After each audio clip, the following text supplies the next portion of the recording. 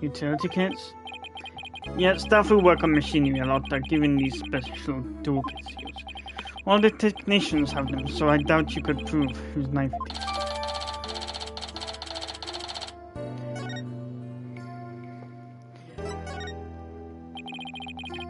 As I recall, your last trip into space was 7 years ago, right? That's right, it was a pretty rough experience.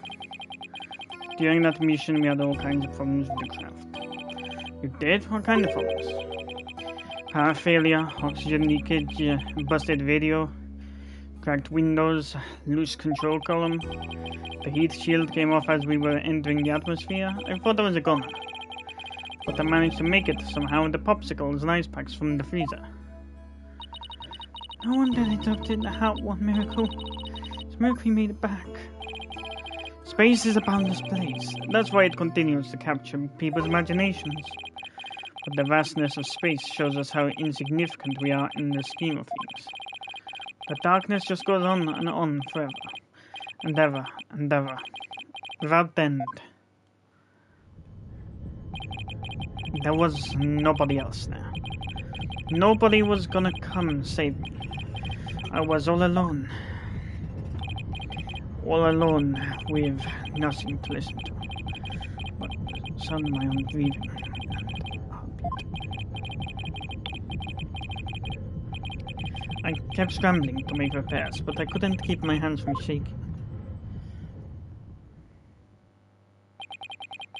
An experience like that would make anyone afraid to go up into space.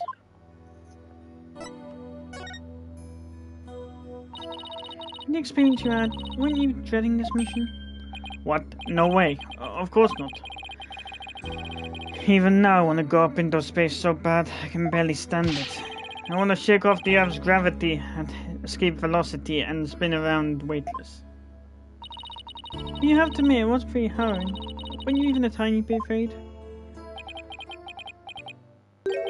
I was afraid. Of course I was, still am. But space is man's final frontier, an unknown world. The cosmic truth is out there waiting for us somewhere. The cosmic truth, huh? Guess there are people looking for the truth in every walk of life. No matter how afraid I am, I'm sure I can manage. If I give in to my fear, I'll never find the truth. As long as I don't give up, I can keep up the fight.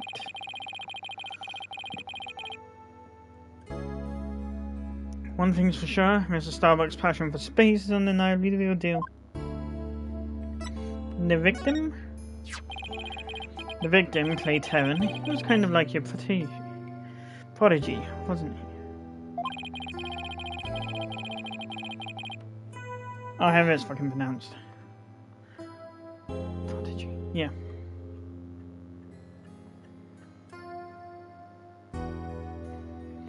Well, it wasn't a big exaggerated detail. It wasn't an apprentice or anything like that. But Clay did think of me as his mentor. The mentor and the prodigy. What a combination it must have been.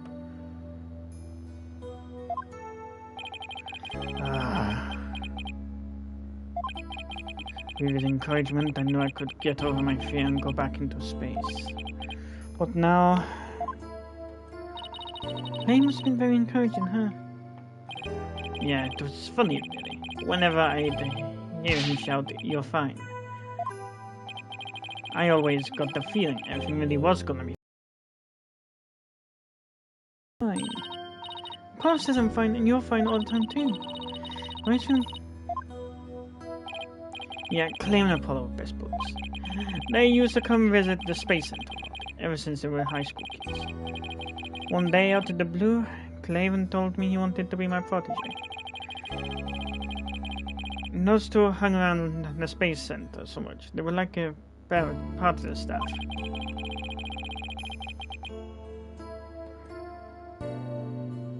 One time, during the Jeep training, I started to panic a little bit, and the two of them took turns shouting "You're fine" over the radio. It was a simple thing, but it was exactly what I needed to hear. So I'm fine and you're fine were like Apollo and Clay's secret phrases, huh? Wish I could ask Apollo more about Clay and their relationship now. Speaking of clay, how do you suppose you climbed down the ladder with you over his shoulder? Sorry, but I can't even begin to imagine. But he actually did climb down that ladder, so a way has to exist. From the freedom of space to the walls of the cell. But that prosecutor said the dark night sky isn't half bad with barred windows.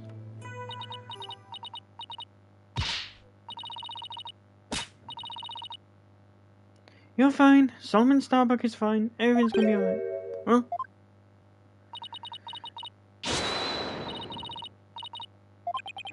Don't really have to. Phoenix Wright is fine. I can't hear you. Phoenix Wright is fine. Getting back into space yet, Mr. Starbuck? Apollo believed in you wholeheartedly, and that's good enough for me. I believe in you too. Thank you. Thank you both of you. I will put my faith in you. And I vow to make it back into space. All I need first is a not guilty verdict. Sure, it feels nice to reassure ourselves every now and then that we're all fine.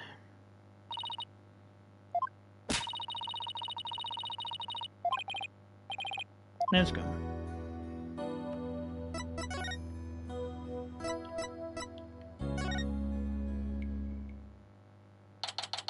December 19. Cosmos Space Center. Yaha!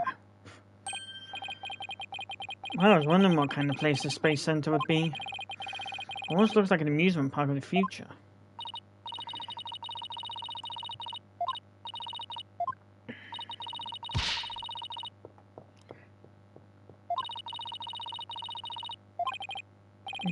GYAXA, huh?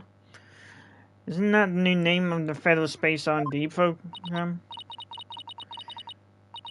Yeah, but why the strange acronym? Yeah.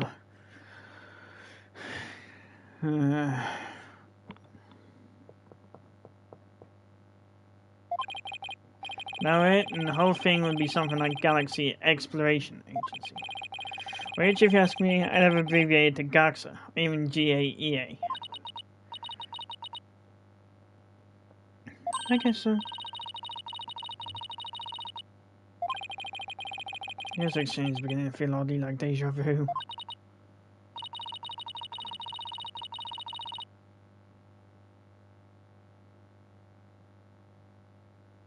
Huh.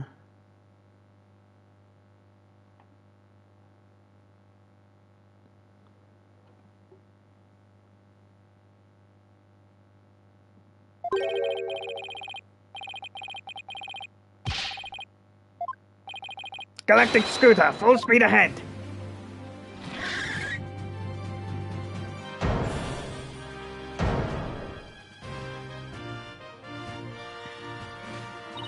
Yikes! Who's this squeeze on? What's his... Look upon me and look well. Behold the great power of space science! Pardon me, but you are... My glorious name is UV Cosmos. I'm the director of the Cosmos Space Center. The center of the cosmos. Boss, that was pretty good and confusing. This person is the Space Center's director, and that means...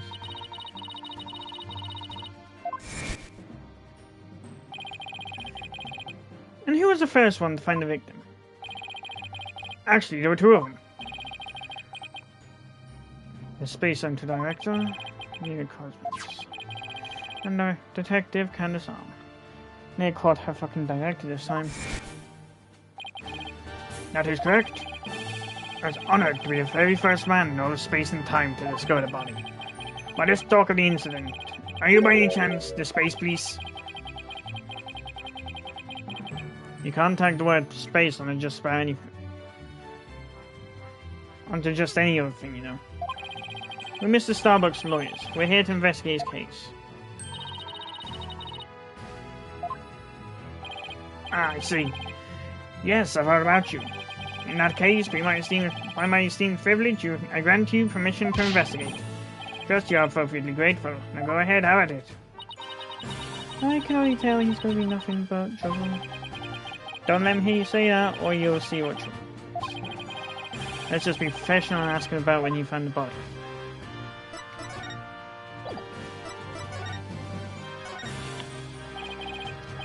So, Director, what do you do here at the Space Center specifically? Defend peace across the galaxy and promote space development in this country. No matter what obstacles stand in our way, keep going for the sake of mankind. Specifically, in my question... Attention all personnel, to your break stations, prepare for break.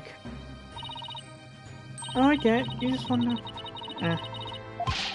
That is exactly right. Because I am an important man, my manner is important. This is right. This man doesn't get sarcasm.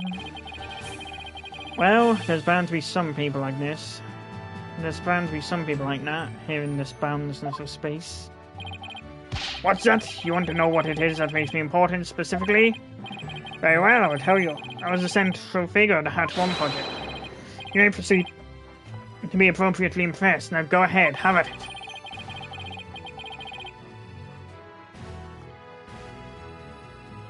I might be more impressed if I knew what he did for it, specifically. Could you tell us what you know about the incidents from the other day? I refuse. What? Explaining is a job for common folk, not the director of the Center of the Cosmos. My testimony, which will go down in space history, will be heard in the courtroom. What? So does that mean you'll be taking the stand tomorrow? That is correct. I will be the most glorious witness in the history of mankind. I'm not sure if he really understands what being a witness is all about. Looks like Director Cosmos is the type that only talks about what he wants to talk about. And let's at least try to ask him about the things he might be willing to talk about.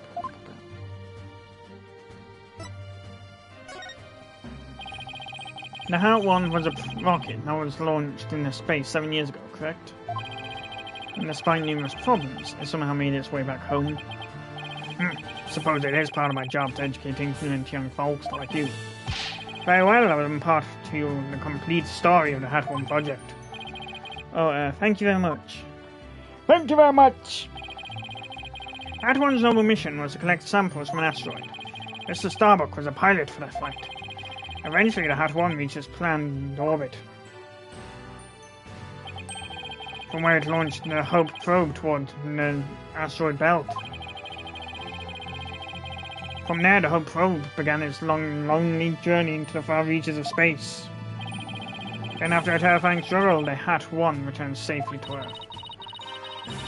That struggle was when the... Oh wait.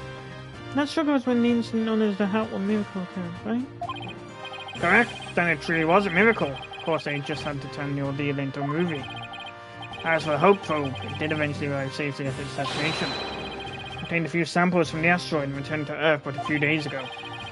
What kind of samples are they? What's in them? The samples are scheduled for analysis in the near future. I haven't had time since I just came back the day before Terran's murder. Regrettably, we've had no time to inspect the samples due to everything that has occurred.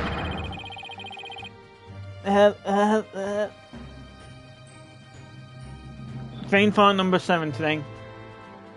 But this puts our space development program ahead of other countries by several years. That's quite impressive. I guess this guy isn't just a loudmouth faggot after all. We got an age of space development. Our predecessors were successful in bringing the moon rock back. That is the greatest achievement in the history of the Space Center. The public fell in love with space and all its glorious potential. The moon rock, huh? I remember that being big. Our endeavours with the moon rock live on in our work with those asteroid samples. Want to bestow new hopes and dreams for the future upon mankind once again. That is my mission, as a man who stands at the center of the cosmos.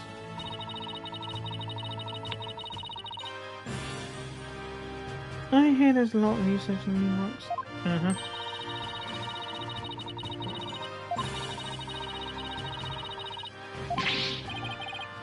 What? Bite your tongue. It's not for anything so base as money or politics.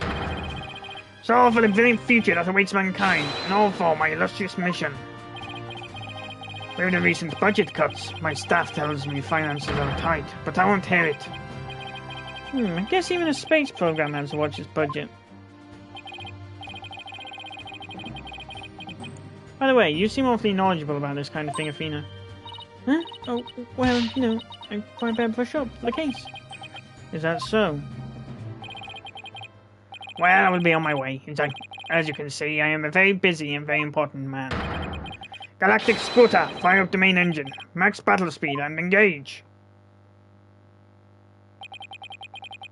Now everything is surprisingly fast. I guess we better get going too.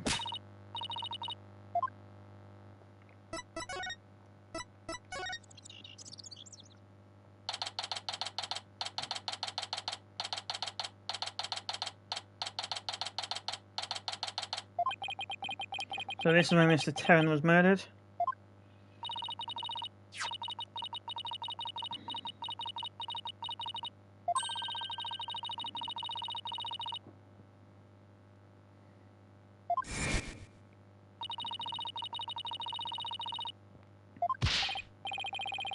You there! No admittance without express permission.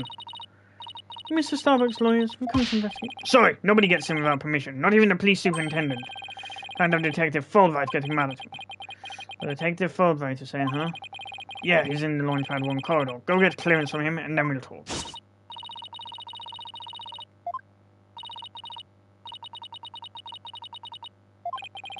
I don't know if I should be grateful or afraid. So to get to the Launchpad 1 corridor...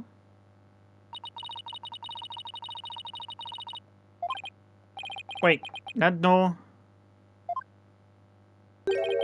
looks awfully familiar.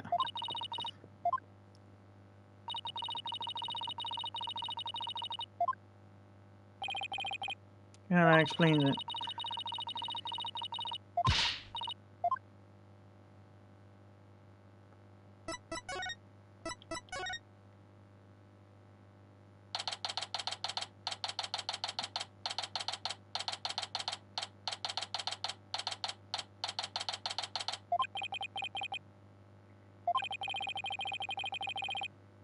This is a corridor children used in their escape. There's a police tape down the event. Guess we're going to be looking at a launch pad. And the launch pad itself was probably a sea of flames. Must have been pretty scary for them.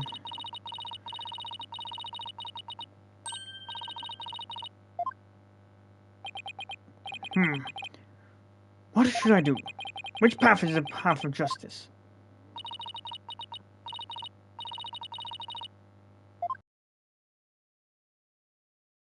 Ah, it's you lawyer people. Welcome to the Space Center. Enjoying a relaxing day off, are you? Here for a little rocket sightseeing? We're here to investigate the scene. Do you have any info to share? Well, if you're so reluctant to give us information.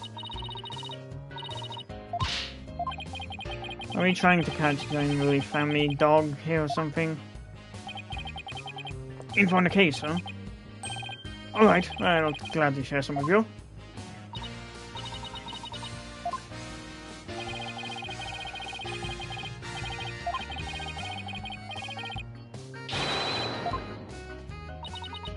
I know, there's something weird about Detective Fulbright today. Well, we need information, so let's run with it.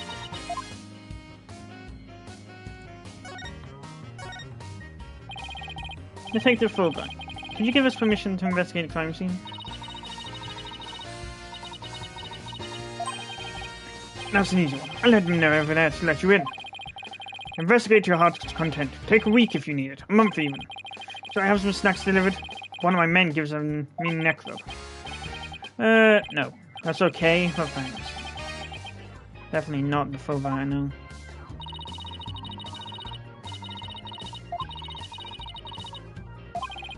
Who knows? Whatever the case is making our lives way easier. You were here at the Space Center at the time of the incident, weren't you, Detective? That's right, I was here on a security assignment.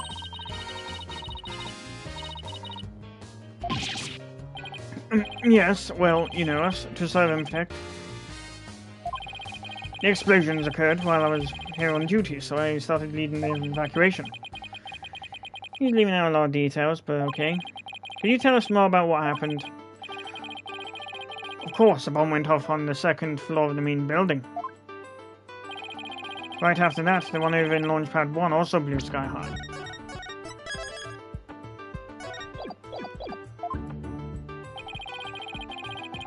So I immediately instructed the visitors and the employees to evacuate to the shelter.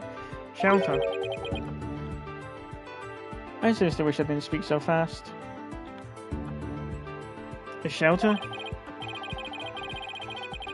That's right, there's an evacuation shelter in the basement of the Space Center. They fucking did it again.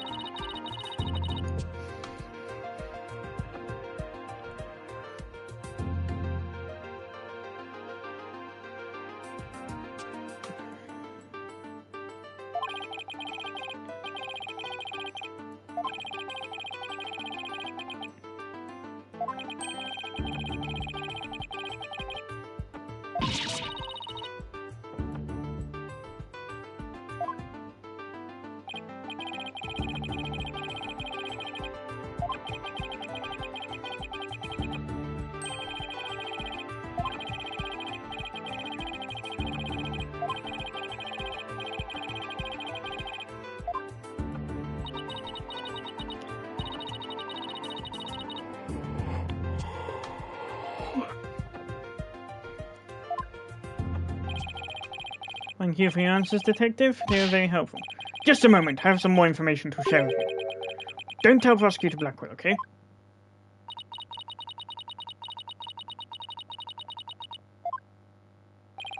Well, never mind that.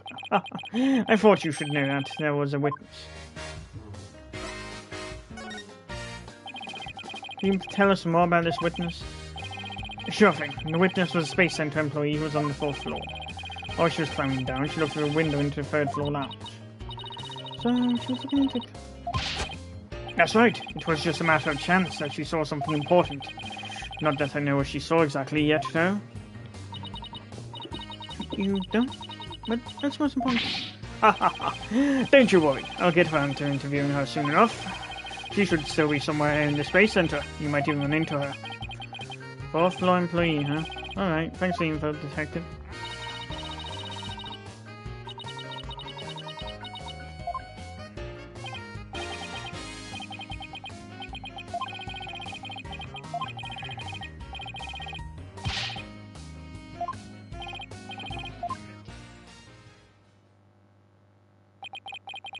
What's that all about?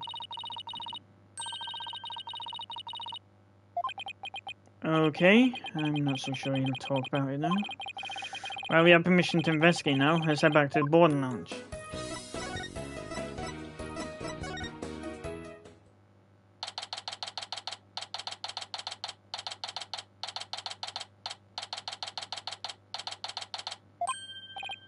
Ah, you two! Detective Fulbright has granted you permission to investigate. You also said I should bring you some snacks. I'll give you an extra one too if you'd like. Oh, that's alright. Thank you for the offer. Well, time to roll up our sleeves and start investigating. Let's see, where's that diagram again? So this lounge is on the 3rd floor of the main building. According to Apollo, this is where he believes a third party killed his friend.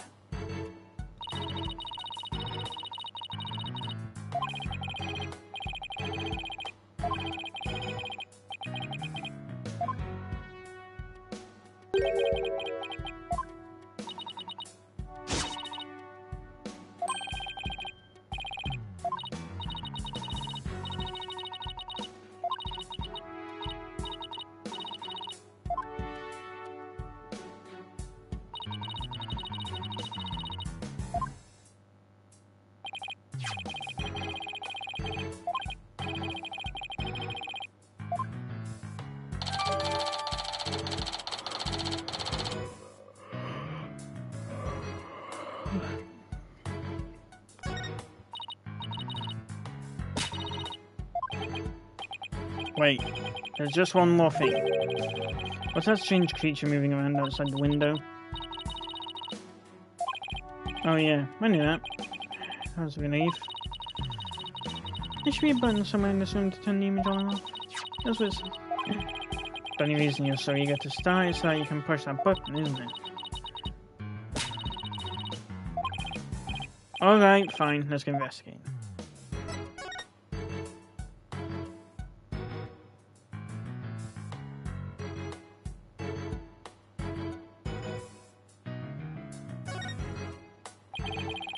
No matter how I look at it, all I can think of is torture device. Well, I guess it's a training device for getting used to self-gravity. Uh-oh, Athena's not blinking an eye. Is she thinking about trying that thing out? I should try to stop her, but I'm afraid she'll just outmuscle me. Some kind of fragment? It's stuck in tight. Oh, so that's what the glint was all about. I think you're right, but if that's here, it means Clay's tank ruptured after they arrived at the boarding lodge. Prosecutor Blackwell's theory that Mr. Starbuck dropped Clay down the ladder. Oh wait, that was Athena. So Apollo was right. The scene of the murder wasn't the launch pad. Way to go, Apollo.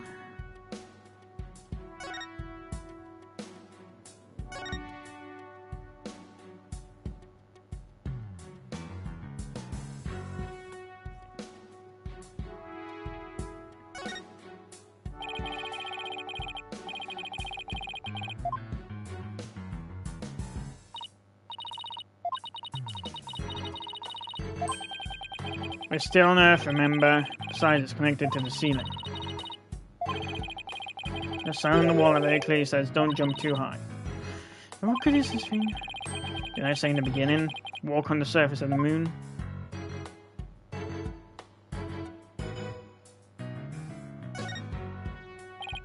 What's this? A trapdoor?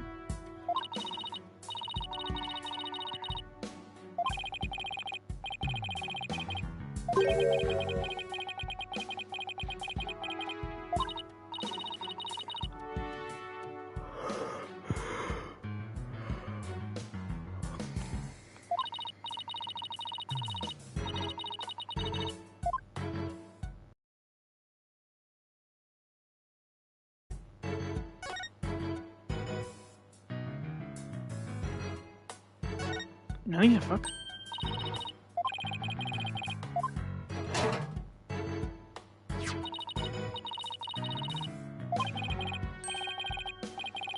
Yeah, it's a bullet.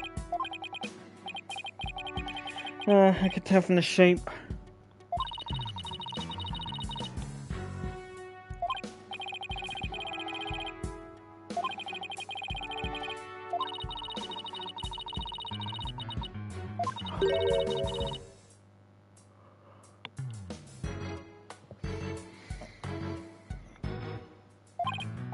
Yeah, must have been a really small gun. Uh-huh. Wonder how the bullet ended up here. In the bottom left.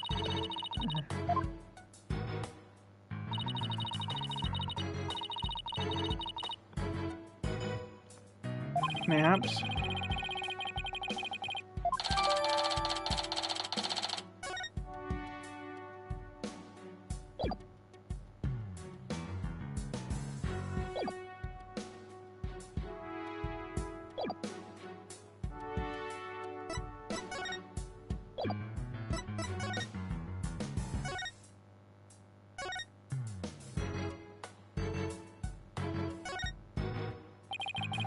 There's something futuristic looking furniture there.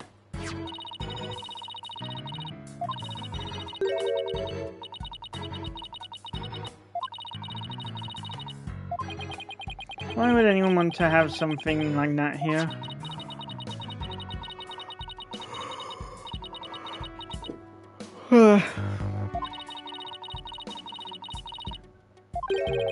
Can a person really call themselves an astronaut can't handle 0G?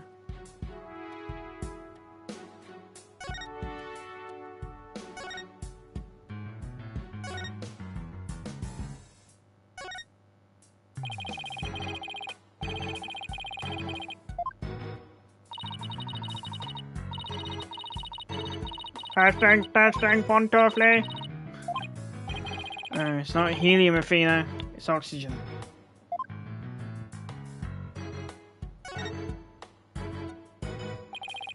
There's some kind of panel with 2 buttons on it here.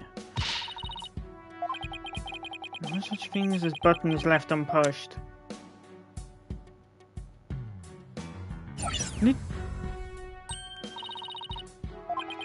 Yeah, no, that side of the wall seems kind of barren around now. So let's see if we can find anything new here.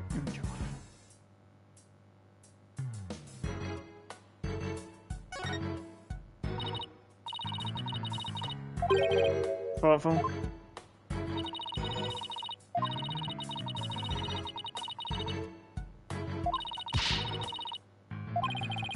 I doubt anyone who thinks like that would ever become astronaut. Yeah, think. Ah.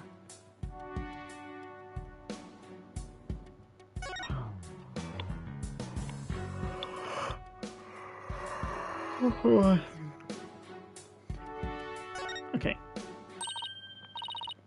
It looks like a bullet hole. Can you find Athena? Pretty big river. You think so? Based on my experience, I say this was fired from a regular pistol.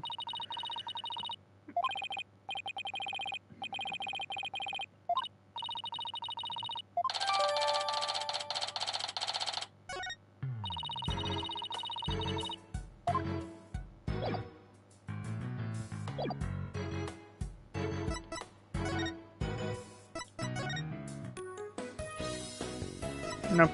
Oh. Nope.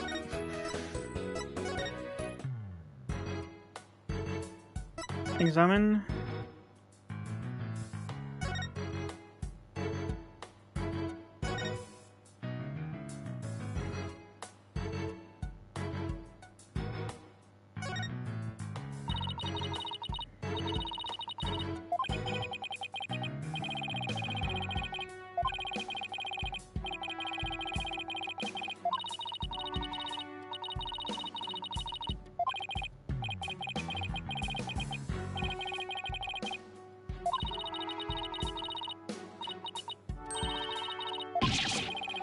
Got to start the engine here, and the rocket would take off before you could get in.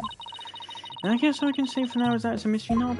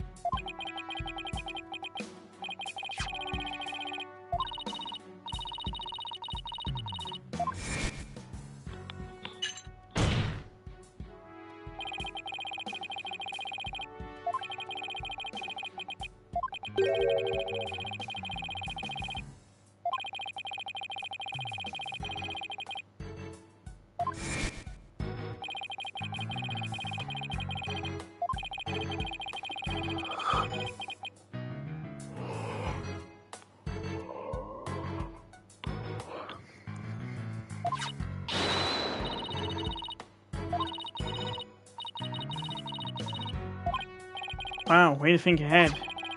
Let's test the fingerprint recognition device and see what we can find.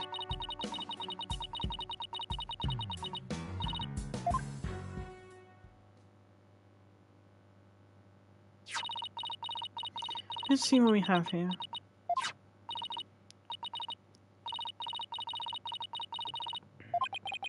Isn't that a good thing?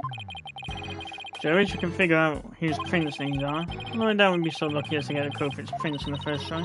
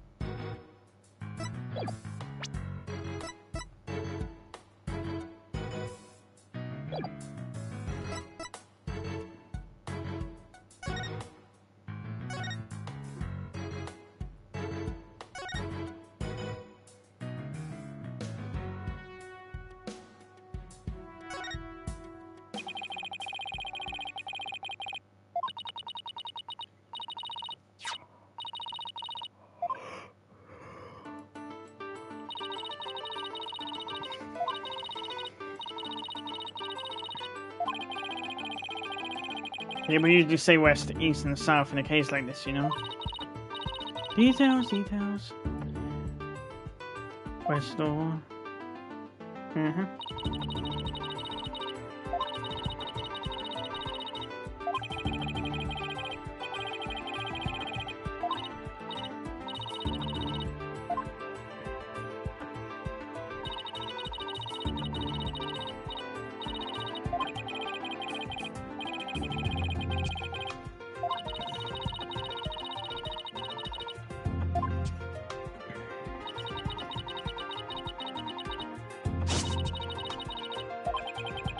Does everybody start to talk like Director Cosmos after they've been here a while?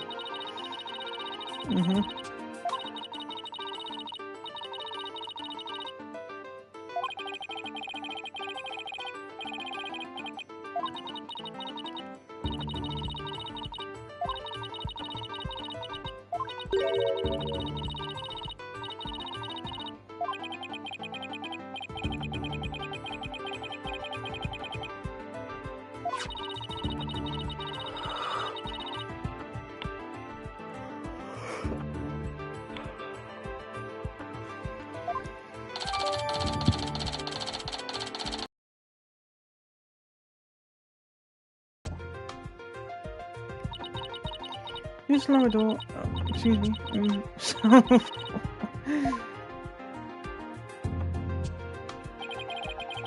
This is the door we came through, I mean to do it.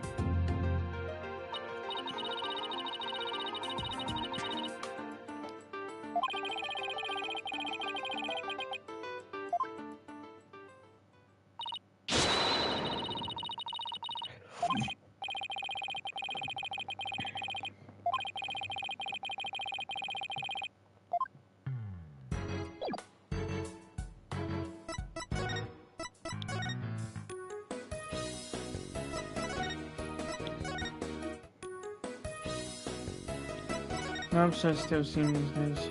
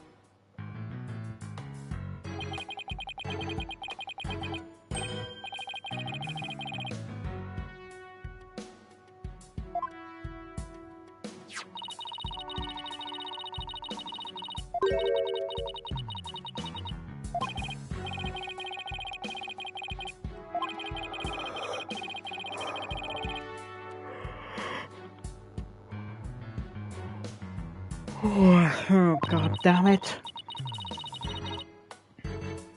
No, they probably won't use it.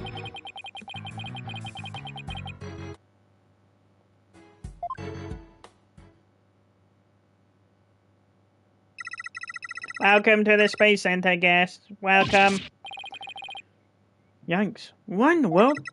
My name is Ponko. P-O-N-C-O. Ponko! Are you sightseeing? Are you lost? Are you looking around? Choose one. I will guide you. It's a robot. I am not a robot. I am Ponko. Psychological observation and navigation companion. Ponco. Ponko. Well, I'm glad we got that cleared up. Yeah? You know this thing, Pina? Oh, she showed us last time when I came home from home. Oh, thank you. Thank you. I'm so happy. So very happy. Wow, guys robot. That's pretty cool. My name is Phoenix Wright. Nice to meet you. I don't know you. I don't know you. Huh? Ouch. That hurt. Oh, she has to register people she meets for the first time. Certainly. Commencing guest registration. Please tell me your name. A nickname is fine too. Be overly familiar, but I'll allow it. Phoenix, please let me get a good look at your face. Oh, sure. Registering. Facial registration sequence complete. We are now officially friends. Nice to meet you, Phoenix. Huh? That's always pretty cute.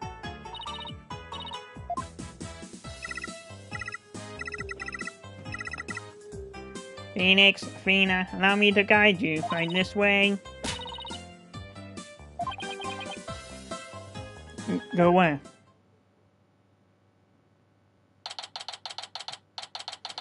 Sum 19, Cosmos Space Center. Space Museum.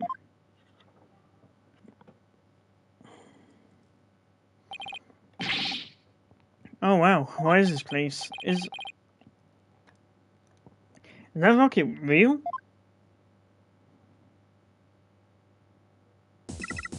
Welcome, welcome. The Space Museum is open to the public every day of the year from 9 AM to 7 PM.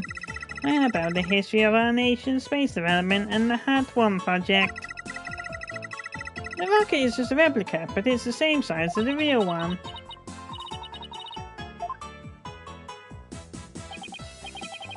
Okay, so it's on the exact opposite side of the main building from Launchpad 1.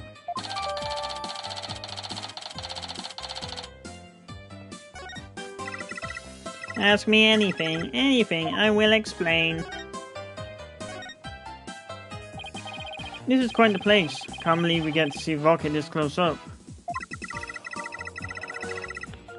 I can't believe the concept's running.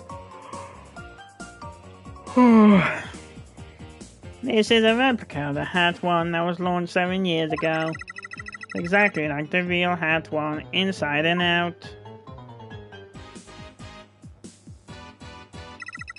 His little brother and the Hat 2 was supposed to launch the other day.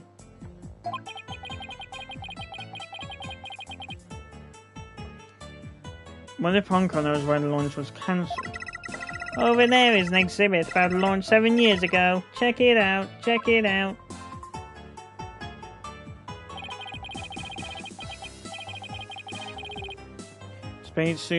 Spacesuits, photos, newspaper articles. Let's come here again on a day off. Hey, what's this a photo of?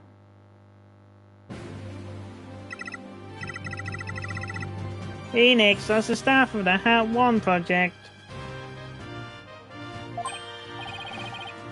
Oh, there's Mr. Starbuck. He looks so young and so different. And that's... What is it, Athena? Is there something wrong? Oh, nothing. I just thought Mr. Starbuck looked really young too. That's all. Well, it was 7 years ago after all. So the young guy standing next to Mr. Starbuck is Clayton, the victim. So they were mentor and protege even way back then. The words keep getting lost in our mouth. Fuck. He's even got one of the staff jackets.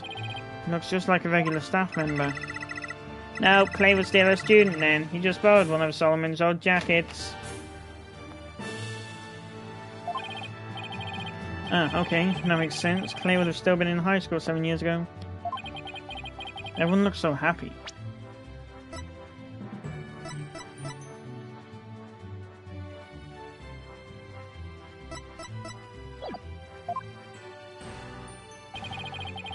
The Space Museum is great. What fantastic exhibits. This area used to be Launchpad 2. That's why the only entrance is on the 3rd floor. Would it be better if they just made a new ground floor entrance instead? There was talk of it, but they had to scrap their plans because of the budget cuts. Budget cuts, budget cuts. We need more money, money. You record that kind of information into a guide robot. While it was in space, the Hat 1 launched a probe called Hope. The Hope probe collected some samples from an asteroid and returned 5 days ago. That's what Director Cosmos said too. He told us it came back the day before Clay was killed. And here it is. The Hope space probe. I think I've seen that logo somewhere before. Let's see. Oh yeah. The capsule that the victim was carrying. That was my foot?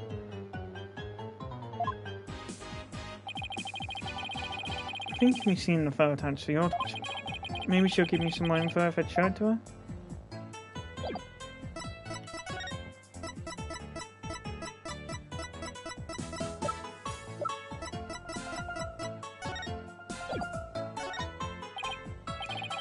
Ponko, you recognize this capsule here in the top right?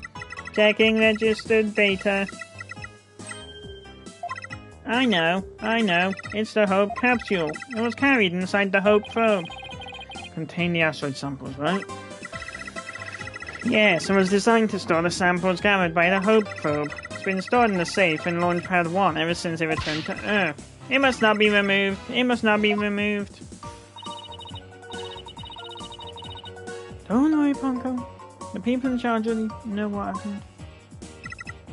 They do. I must ask them later. So the capsule was being kept in Launchpad 1, huh? Maybe Clay was trying to carry it to safety after the explosion? The Space Center staff must have been really excited to finally get the capsule back. You think?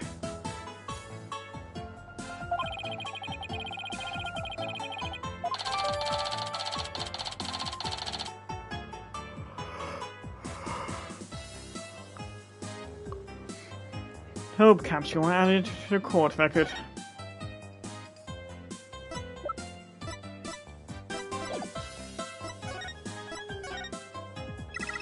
The way the Space Center launchpad is set up is really cool.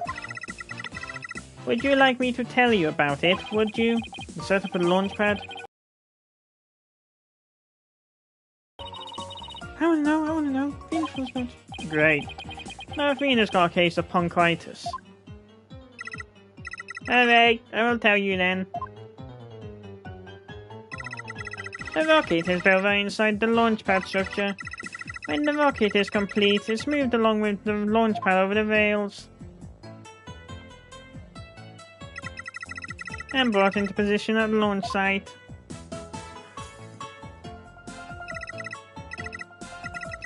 Isn't it cool? Isn't it? We used to have a big budget, so that's how we could build it all. Very cool. And Southline suits an important place like the Space Center.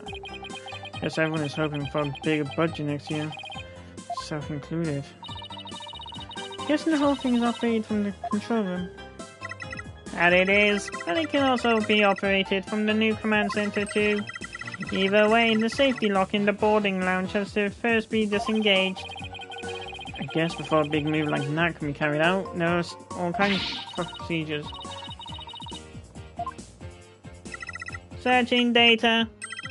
All future plans have been put on hold because of the bombing and murder, I bet.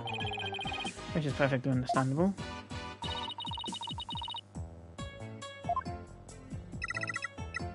Searching data. I'm sorry, that answer isn't in my answer database. I guess Ponko can only answer certain questions. Well, we certainly learned a lot about the Space Museum.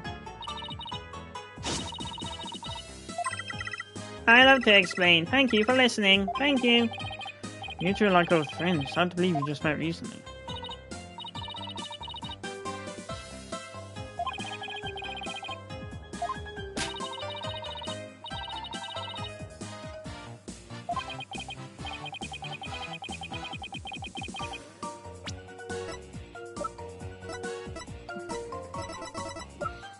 Wait, so based on that...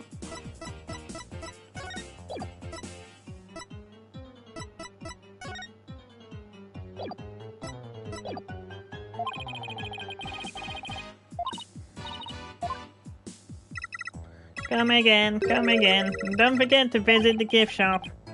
Poor Ponko, what a Dickensian life we are all forced to lead.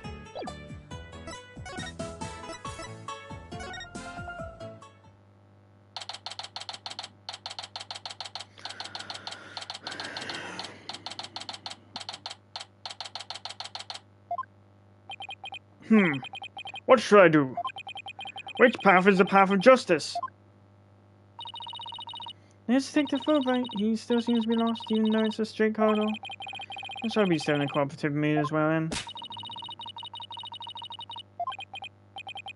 You mean that lady in distress bit?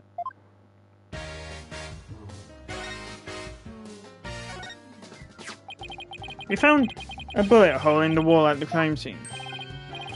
You did? Our team found it too. The detective arm provided that bullet. Detective arm? That's right, a warning shot for the defendant. Was it really such a high threat situation that she needed to do that? I'm afraid I don't know the details, what with detective arm gone and all. But I thought there were two people who discovered the crime scene. But I know Director Cosmos will testify, so tomorrow will be about what he knows. Hey, you're pretty smart. That's exactly what we're planning to serve as the main course. I hope it goes down easy.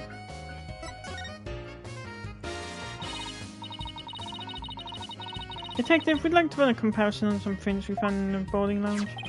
Ah, yes. And I just happened to have compared the print data of everyone related to this case. I can always make another copy for myself, so it's all yours. Consider it a gift. This is quite a bit of data.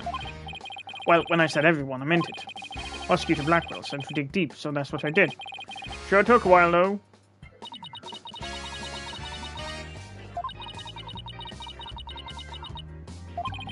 I guess when Blackwell said to dig deeper, Fulbright then bothered to ask how deep.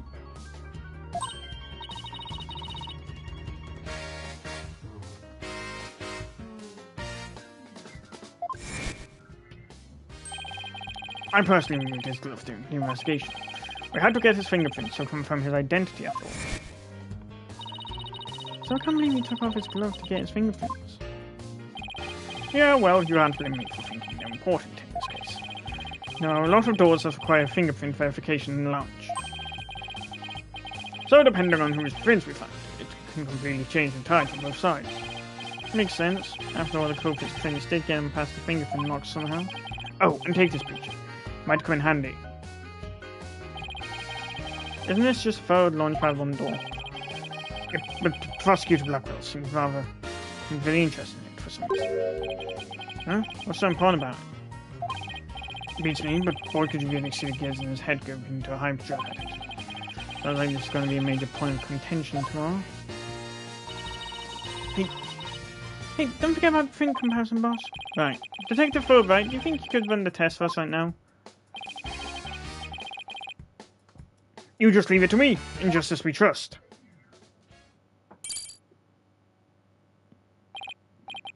Okay, here we go. Well, it looks like it was Mr. Starbuck who opened that security door. Must have opened it when they went aboard the rocket.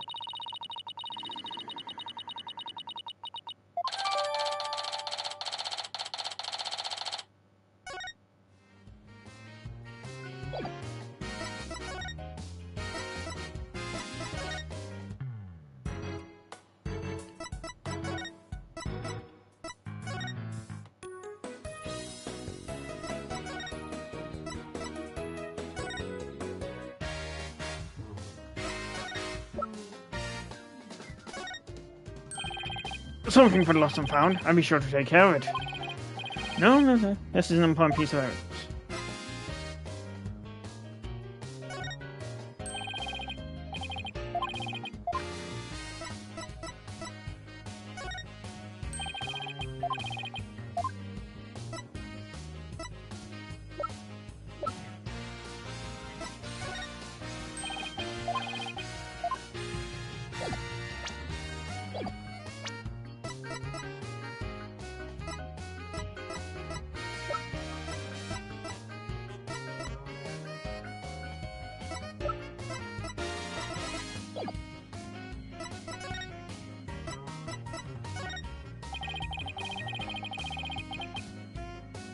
The victim went to our trouble to save the defendant, and then he was mercilessly killed. Is there no justice in this world? Justice was trampled underfoot. That's right, acts of justice and selflessness are not always rewarded. Pains me to say it, but I've come to realize the truth in that recently.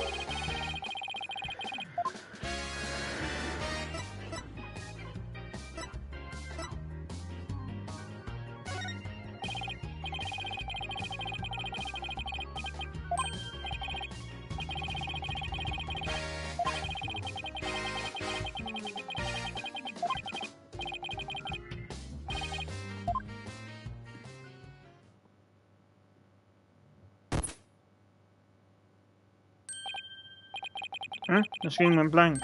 Yes, apparently the after effects of the explosion damaged the wires. So there's no footage after this point. Why didn't you just say so from the beginning?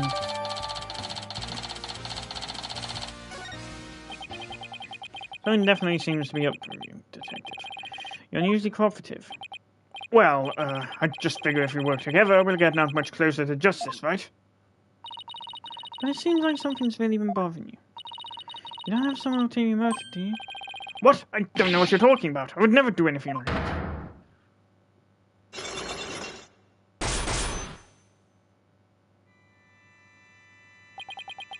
It's been a while.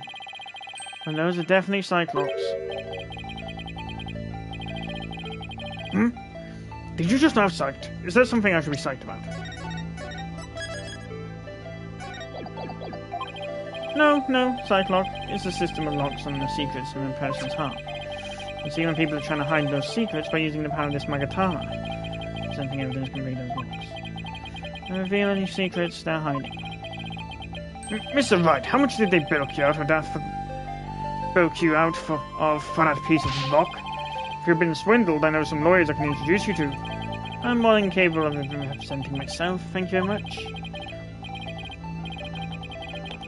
It isn't some kind of fraud, it really works. A friend gave it to me a long time ago. I guess seeing is believing. Allow me to show you.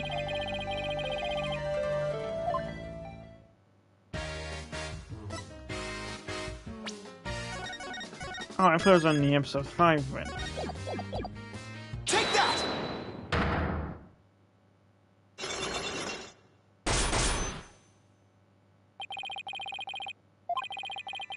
I think you're hiding something, Detective, so why don't you just tell us about it? What to do? Which path is the path of justice? Detective Fovra is very in agony. I bet this is the issue he's so torn up over.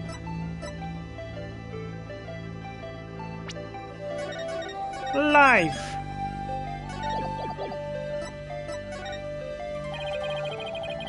I really understand what's been bothering you, Detective. I truly do. Something happened that goes against your principles, isn't that right? No, I don't know what you're talking about. Career explosion was great, everything was just fine. Is that a fact? Yep, peaceful as peaceful. Everyone whistling were happy too as they did their job. You never saw a more relaxed guard detail for a routine rocket launch.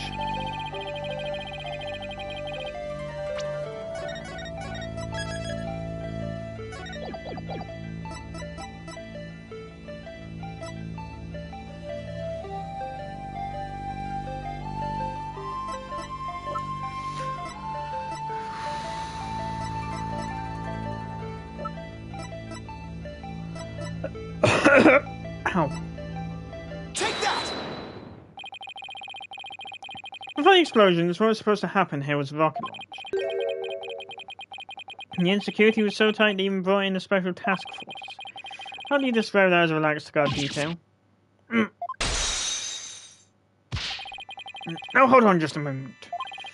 The entire nation had their eyes on this extremely important rocket launch. That's why I was called in on a special security detail. As versatile as you are, I can certainly believe that's true. I say it's very strange that this person would empower that detail from the outset.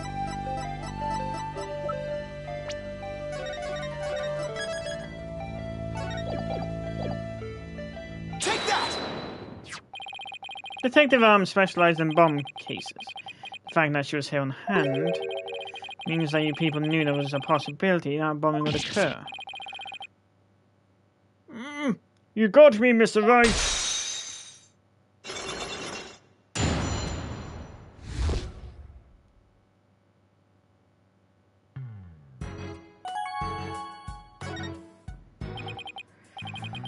Alright, I concede you win. It's just as you say.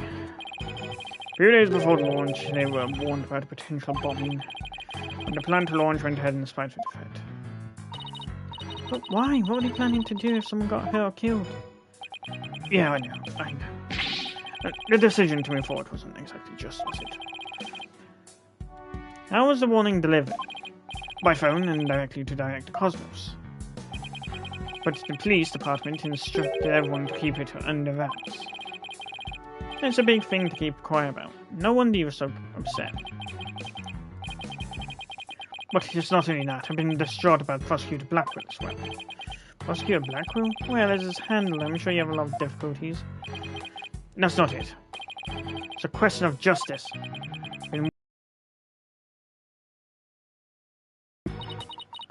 Isn't he still prosecuting? Detective, please tell us everything you know. Well, talking to you folks about it would definitely be breaking the rules.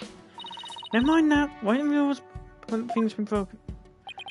Well, I should tell you the truth. Having a prisoner act as a prosecutor is highly irregular. I think we guessed that much. So, why is it being allowed? I've been wondering about it. So you weren't told why either? No, I guess you would have came from pretty high up the ladder. Yeah, would have. But Prosecutor Blackwell told me once. The hunt I've been on for the Phantom of 7 years past continues even still. 7 years past? You're a Phantom, huh? And not one of the friendly variety either, I gather. This Phantom of 7 years past. Any idea who or what he was talking about? Not a clue. But he seems to think that this Phantom is behind this whole incident somehow. Wait a minute, he thinks they might be connected to this case? Yep, this case is way too recent. It's what happened 7 years ago. For starters, that case happened right here, in this very space center too. And in both incidents, a threat was issued via telephone. So that's when Prosecutor Blackwell thinks this incident is the work of the Phantom. Well, that's not the entire reason. I mean, if you want to talk about 7 years ago. That's when Prosecutor Blackwell was found guilty of murder. That messy case that started the whole dark age of law. So you see how this Phantom and Prosecutor Blackwell's conviction might be related? Yeah, I can see why you'd think that. This incident and the Phantom, I mentioned Blackwell's past. It's almost inconceivable that they would come to a head here.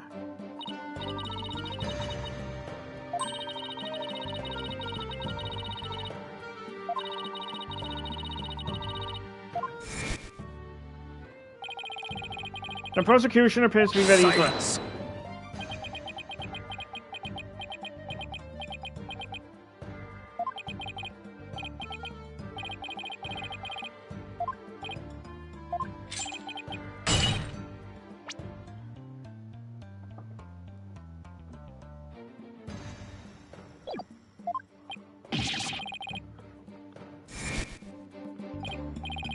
No, I doubt he thinks Mr. Starbuck is the Phantom.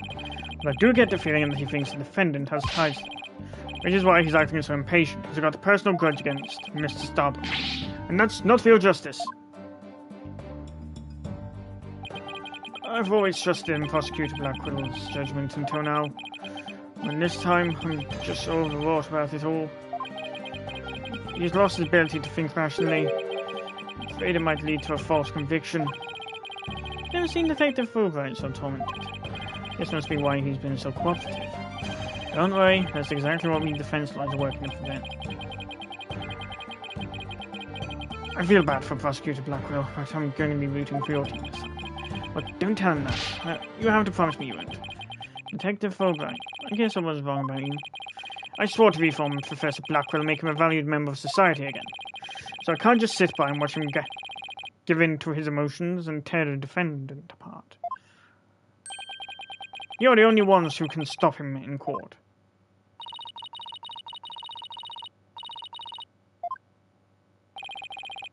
In the common nurse, it's not like we want a guilty verdict either.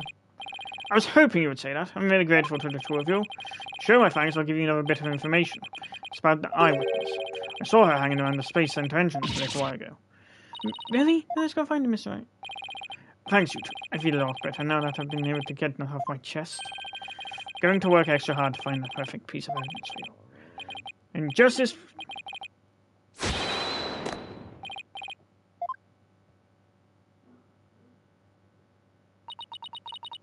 There he goes. Wait, were you supposed to say injustice we trust back then too? Alright, the Space Center entrance it is.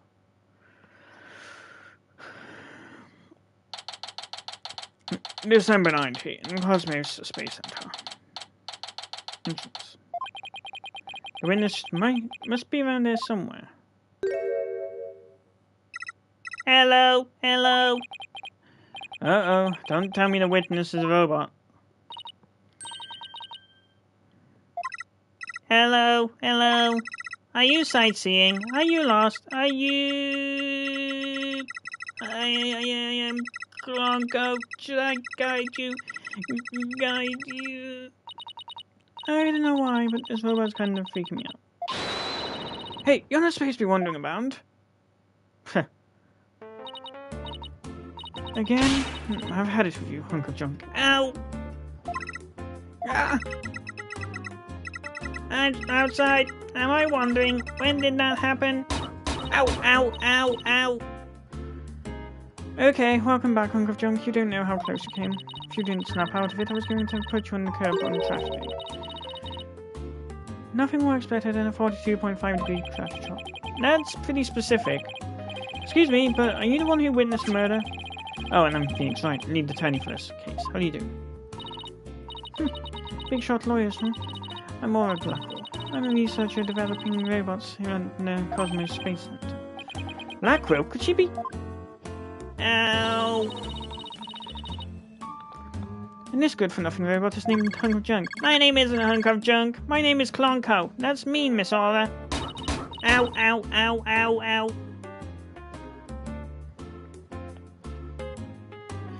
Quit complaining. Your model number is Ponko 2. Ah, but Miss Aura, everyone calls me Clonko. Ow, ow. Ah, my head. This is... No, what are you doing? No, don't. Nah, I bet you won't be talking back now. Yeah, I will obey completely. Yikes, I better watch what wires I cross with this one. Your last name is Blackwell. Do you have a relative in legal profession? You are correct. Simon Blackwell, who used to be a prosecutor, is... Ow! Shut up, only speak when I order you to speak. Ow! Simon is my little brother, you know him? Yes, we met him in court a few times, right, Fina?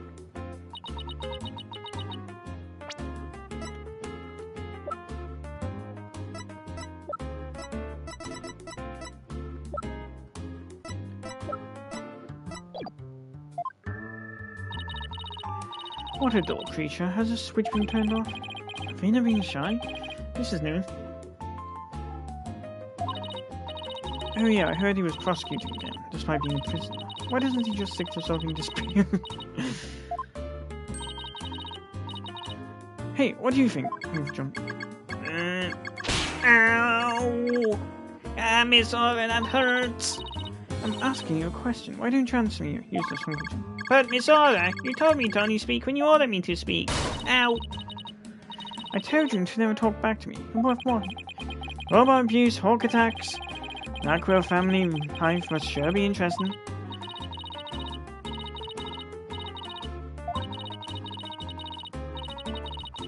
Ow! Could you get your hand out of my brain? So, you're the person who witnessed the incident? Ow! This hurts, Miss Aura.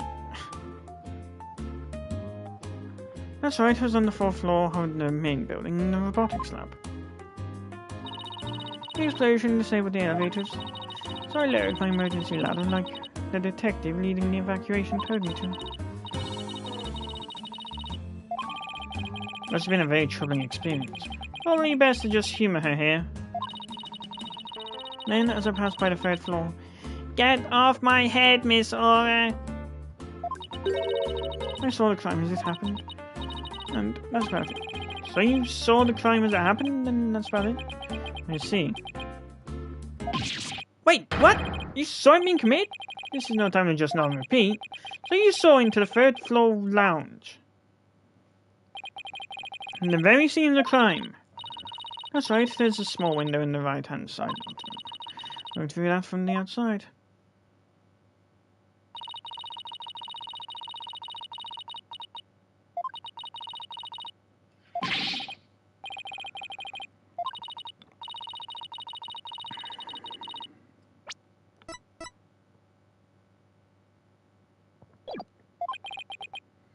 I see. But you did witness the moment of the murder. Yes, I saw the figure with the lighter. Yes, then I can... Get off my head, Miss Aura!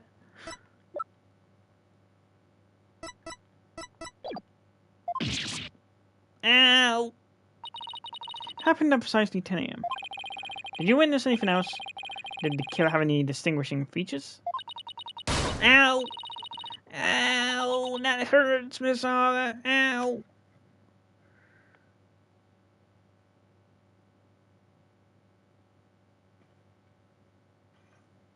That hurts!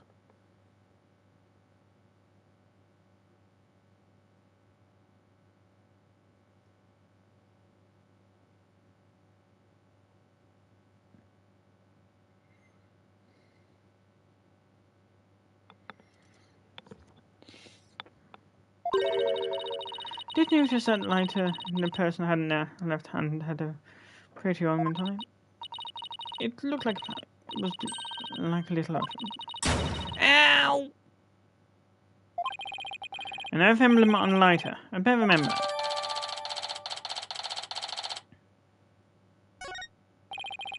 Thank you for your statement. We'll definitely prove Mr. Starbuck's innocence for it. Ow, ow, ow. Pardon me?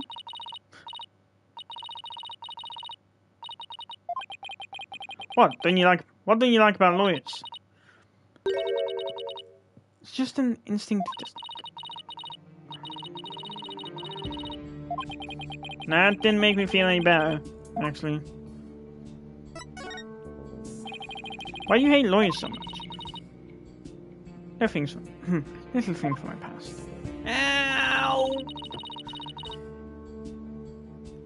Get off my head, Miss Aura! Oh my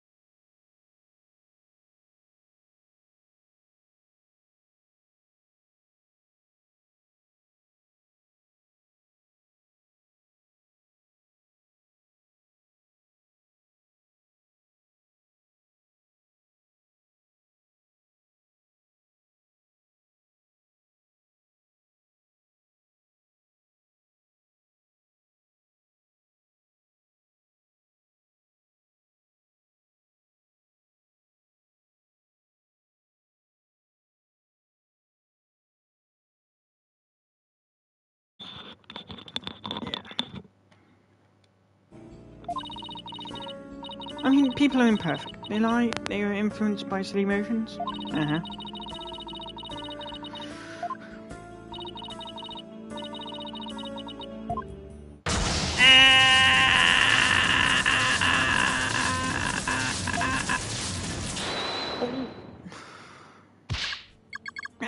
Yes, yes, here I go. I am the ultimate robot. Ow. What was I doing?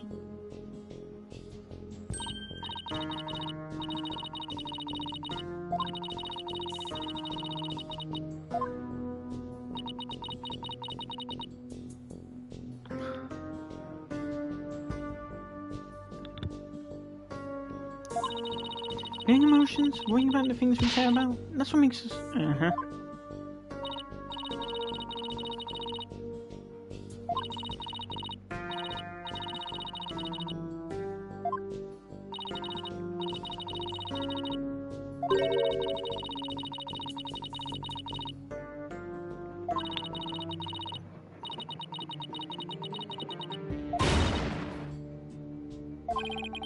Handhold yourself, Athena.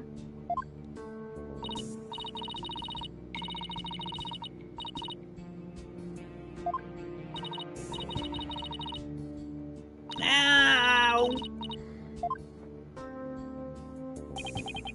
So she distrusts not only lawyers and prosecutors, but the whole legal system. What in the world happened to this one to make her so bitter? Ow. Get off my head.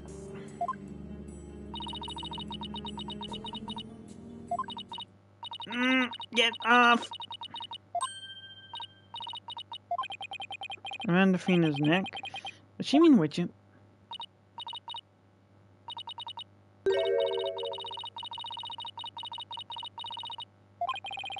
Royal what? Is she talking about Athena?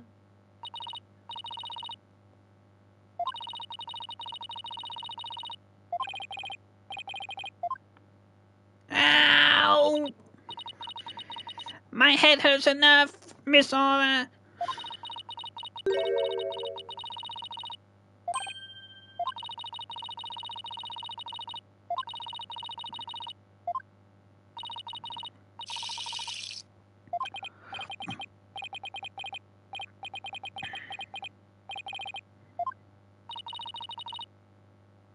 Ow! Ow! Get out, Miss Aura!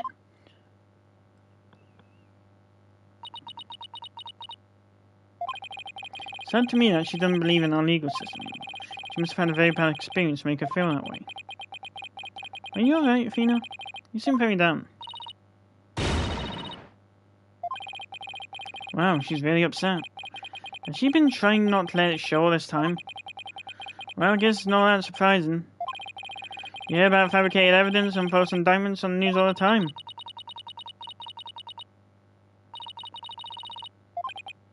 Well, all we can do is believe in what we're doing.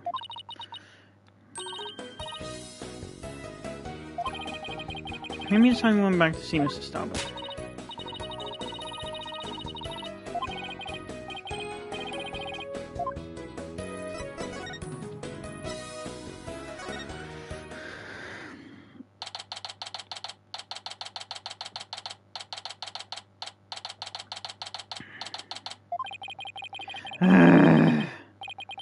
My lawyers are here. It must be bad news. Hey, not necessarily. We found a new witness. The researcher saw the moment of the murder through the lounge window during her escape.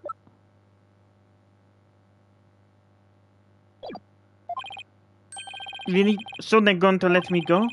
Unfortunately, it was dark and she couldn't identify the person. I should have known. My stars never align just right, too. Where we got to lead to, Mr. Starbuck? The murderer had a lighter with an Earth emblem on it. A lighter with an Earth emblem. Oh! Did you remember something? Yep, I sure did. Just a little before, though. Just a little bit, though. Anything at all will be a help, so please tell us what you remembered.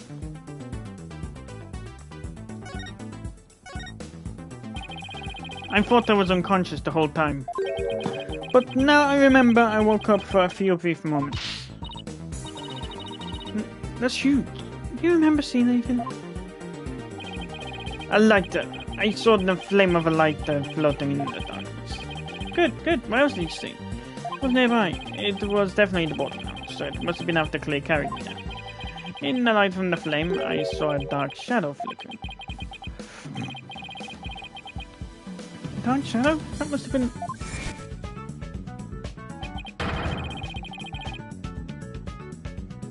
third party we've been looking for.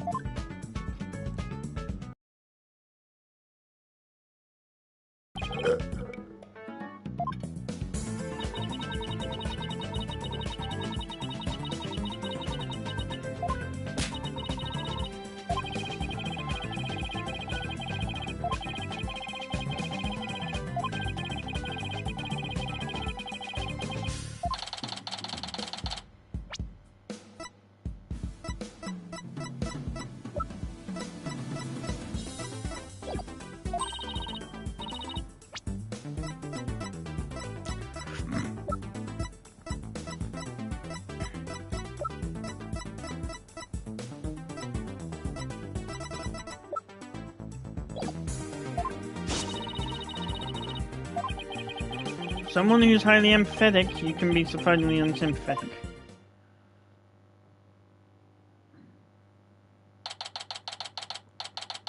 December 19, right? Anything agency. So you found your strategy for tomorrow's trial, huh? Good for you, Daddy. Why am I talking like this? Well, it's one step forward anyway. Hopefully it'll give us a fighting chance in court.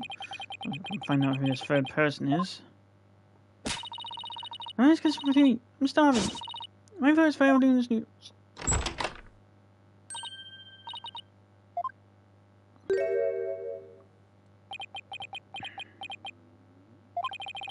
What are you doing here? I didn't think the clinic was ready to release you yet. My wounds are fine. I'm done lying around. Apollo, you're supposed to be in bed. Leave the case to us. We'll take it from here. Thanks. But that's not an option.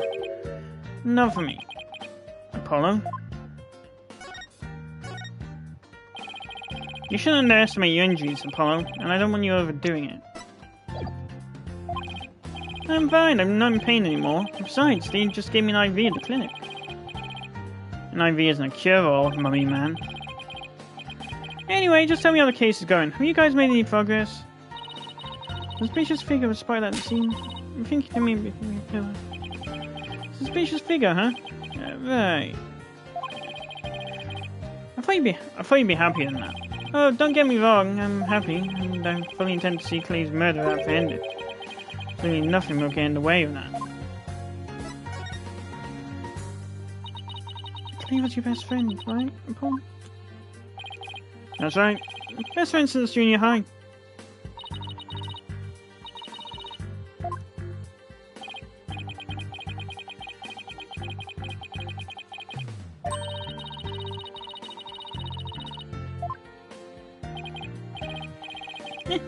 You know, I bet you're right.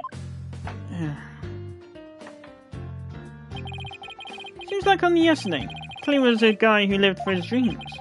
We used to talk about it a lot. He was going to be an astronaut and me a lawyer.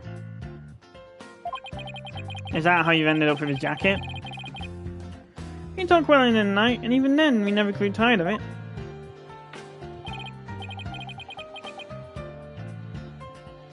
Apollo, about that jacket.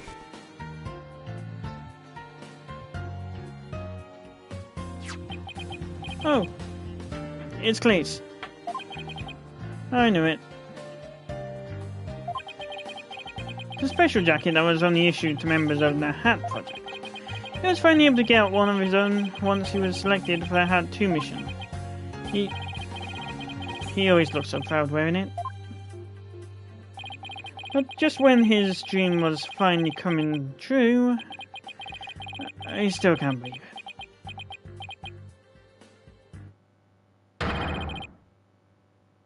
Damn it, it's not fair! Clearly not fine. Apollo, I hope you don't try to carry the burden all alone. I guess we were both unlucky. My own debut was a disaster. Guess you were right on some level. That trial a year and a half ago wasn't exactly the smoothest of starts. That was a rough time for me, but Clay refused to let me quit. You're fine, he'd say. Don't give up. I was right during his screening exams too. I could have become a full-fledged lawyer without him.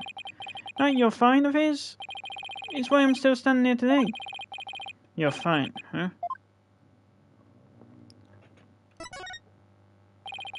You're fine, and I'm fine, like your catchphrases, weren't they? Something like that. Sure brings back memories. When we were in junior high, Clay's mum passed away in an accident. But he wouldn't show sadness to anyone. One night, I found him crying all alone in the school courtyard.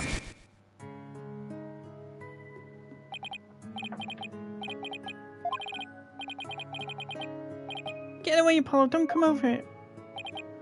Clay, listen to me. Don't have a mother, either. Huh?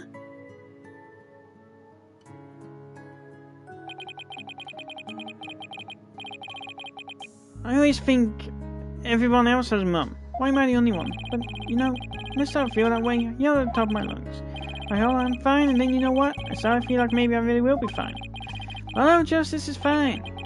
Okay, Clay, now it's your turn. Okay, Clay Terran is fine. There you go, now we're both fine.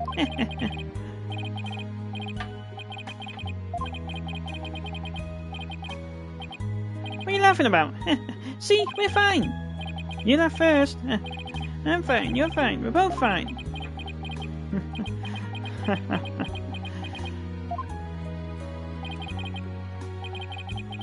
Thanks, Apollo.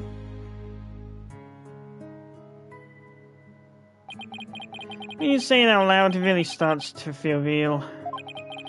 As long as you don't give up, you can keep on fighting. That's what we believed. As long as you don't give up. Wasn't there someone else who said something similar? If I give in to my fear, I'll never find the truth. As long as I don't give up, I can keep up the fight. Clay called Mr. Starbuck his mentor and looked up to him. I wonder if I can be a good role model for my staff like Mr. Starbuck.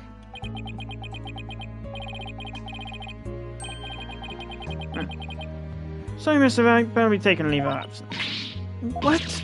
Wait, what do you mean by leave? You're really serious. Can you at least give me a reason why? When I put Clay's jacket on, I swore to him that I would catch his killer. Himself.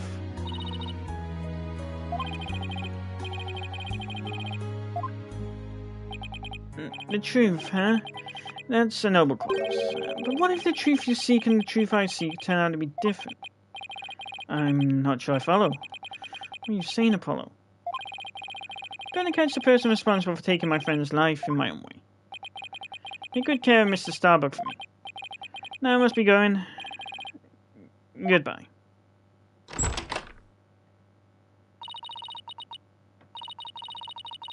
Goodbye? Did you just say goodbye? I sense a lot of seething anger and hatred coming from him. And also... Hold on, Athena. Apollo can believe what he wants, but I believe he's wrong. Even if we take different paths, the truth we arrive at should be the same. I think the quicker we solve this case, the better it'll be for Apollo.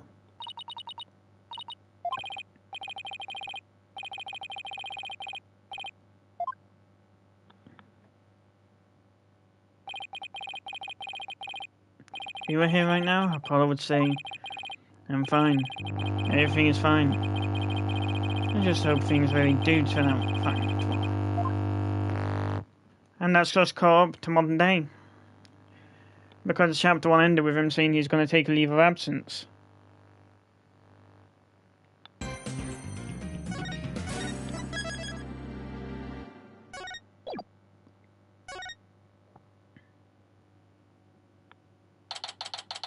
December 20, 10:15 a.m. District Court, Courtroom number 5. Makes sense that's not courtroom 4 because that was in Smithereens. I suppose we should reconvene the trial of Solomon Starbuck or something. Objection!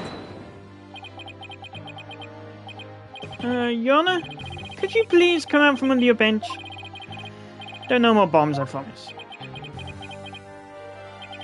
Oh yes, my apologies. I'm still a little jumpy when it comes to trials involving bombs. I mean, first the courtroom exploded. And then Mr. Tonate self-destructed. I guess that's one way of describing what happened to Tonate. Anyway, it seems that Mr. Justice was seriously wounded by Mr. Tonate's actions. So you, Mr. Wright, will be taken up to defense? Do you have an understanding of what has happened in the trial so far? Yes, Your Honor. The defense is ready. Very well. Is the prosecution also ready?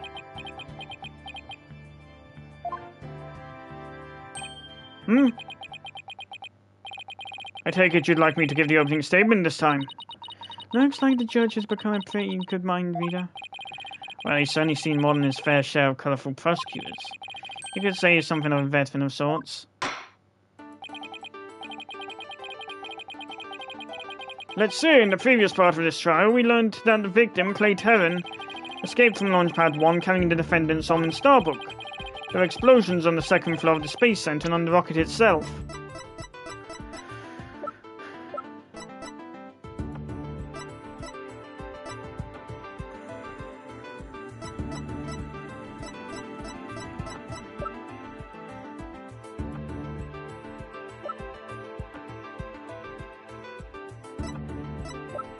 Oh, the bomb chart.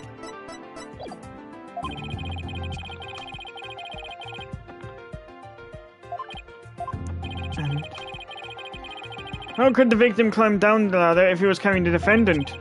That was a mystery that needed to be solved. But Mr. Justice proved that the victim was killed in the boarding lounge. Prosecutor Blackwell, were you able to discover any new facts related to this point? Upon further investigation, we discovered an oxygen tank fragment in the lounge. Surprisingly, it would appear that Justice Dono's argument was correct.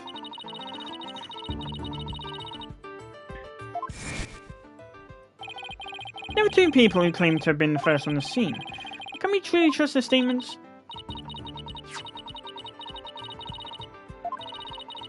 Yeah, but unless you can commune with the dead, I don't think you'll be getting any answers from Candace.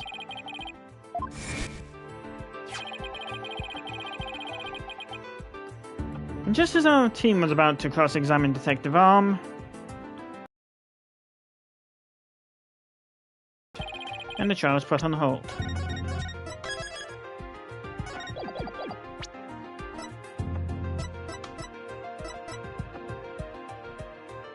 Currently working on his own, he says he wants to bring his friend's killer to justice, but I wonder if that's all. That accursed fellow, he killed my witness. He killed Detective Arm.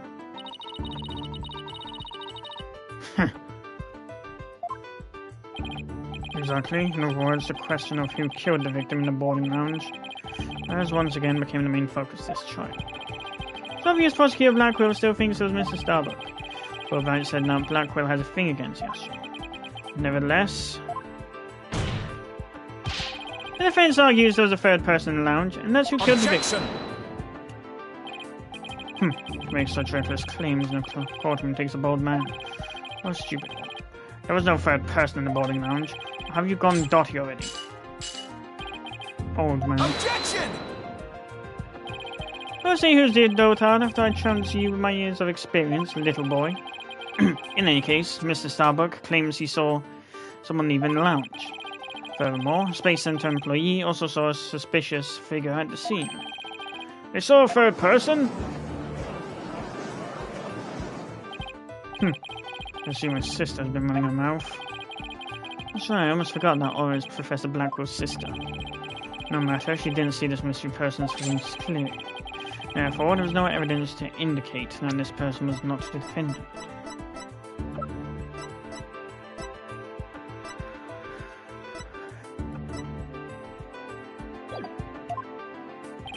I guess the possibility that the figure of Mr. Starbuck is still there. In brief, we need to determine if a third party was involved. To this end, we should hear the testimony of one of the first people in the scene. Director Cosmos, huh? Very well, bailiff, please bring the witness to the stand.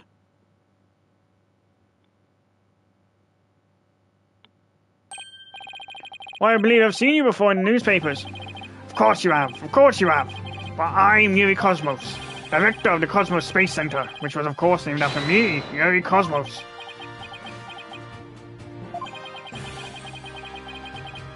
Don't you have anything you wish to ask me? Looks like he's all geared up to do some bragging. 7 years ago, I successfully launched the Hat 1.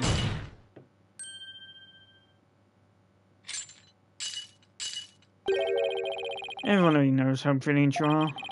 Even I'm trying to hold back my tears at seeing such a great man standing before me. So could you please proceed directly to your important testimony?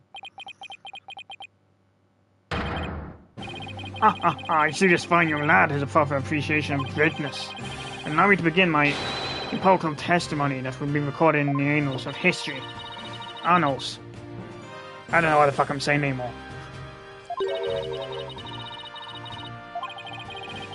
Well, you could have passed that sounds right over the director's head. Now then, Director Cosmos, the condensed version of your illustrious testimony, please.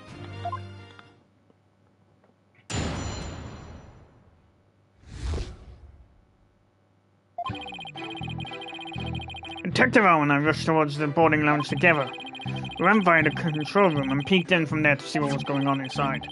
I saw a figure standing in the middle of the lounge and Terran lying on the floor. I hate to say it, but I can only imagine the standing figure must have been Starbuck.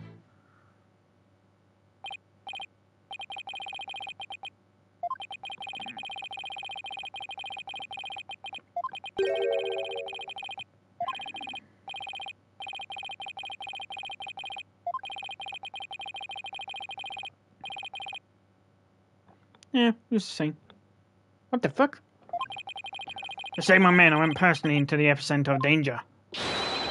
Risking my own life for theirs. Ha ha ha ha ha. Well, what do you know? Sounds like the director really cares about his men. Yeah. Although it sounds more like he was scared and just had a peek from far away. Is the defense ready to cross-examine the witness? Yes, Your Honor. Director Cosmos' testimony is very vague. I'll have to press him and draw out more information before I do anything else.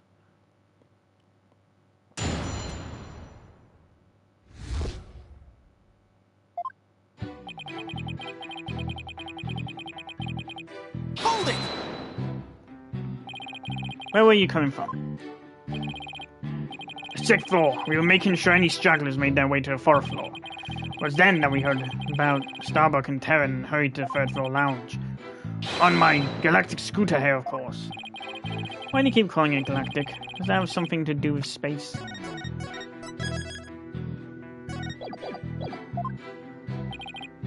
Of course, it's specifically designed to be used on galactic battleships. I see. I take it works on 0G2?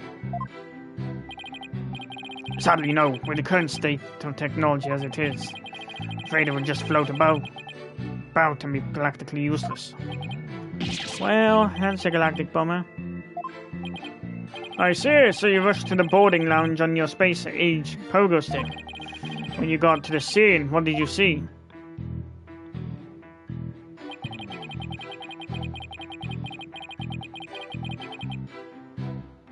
Hold it! Let's see. According to this diagram, you didn't have to go through the control room to get to boarding lounge 1. It looks like you could have gone there from the southern corridor as well. Yes, but in her haste, Detective Arm rushed ahead of me towards the control room. All I could do was merely follow behind her. I see. So I peeked into the boarding lounge from the control room door and...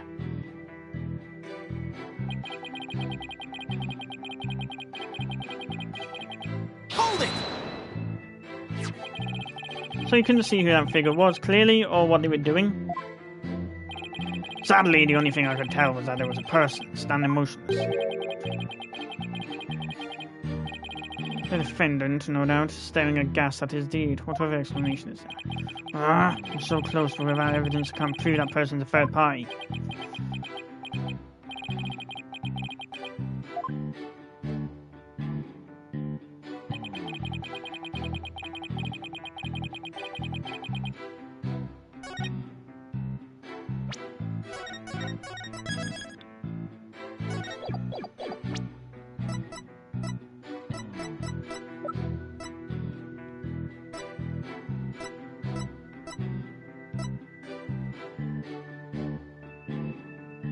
Objection!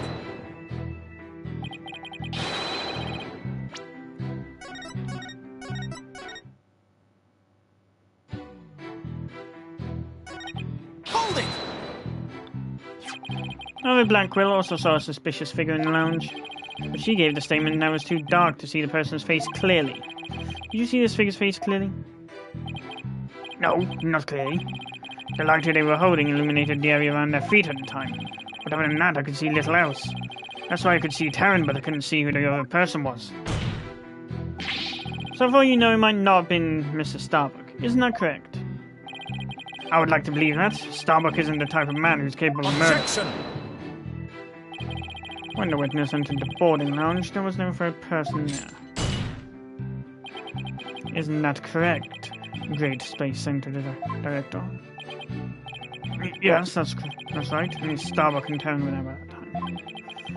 They peeked in, the lounge suddenly went dark and the figure vanished. You mean they disappeared? That's odd. Objection! The reason the figure appeared to vanish is because it was the defendant.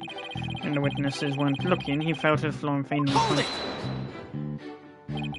Hold on, Director Cosmos, did you ever take your eyes off the scene? Just for a brief instant, about as long as it takes for a shooting star to go by.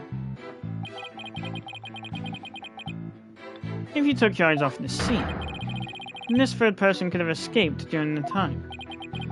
But what escape route could this person have used?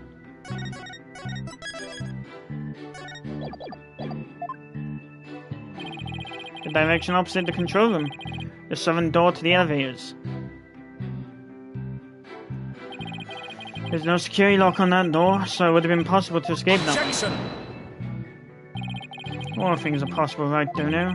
The real question is, do you have any proof? Well...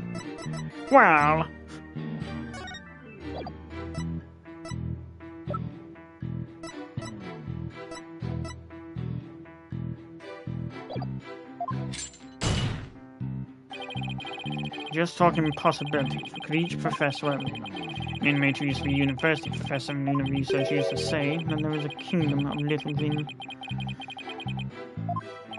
As long as they don't punish us.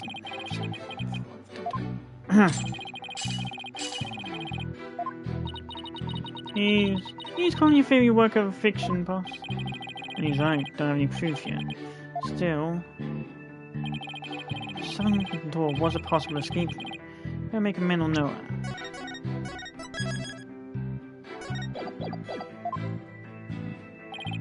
Director Cosmos, may I ask you a question?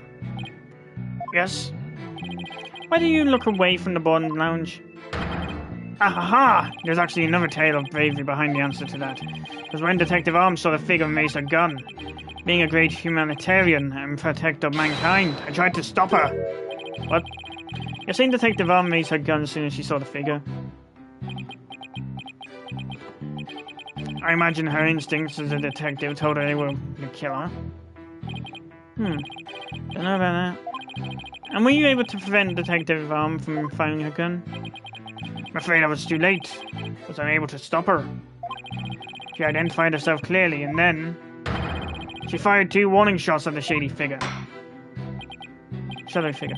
This information about Detective Arm's actions sounds critically important.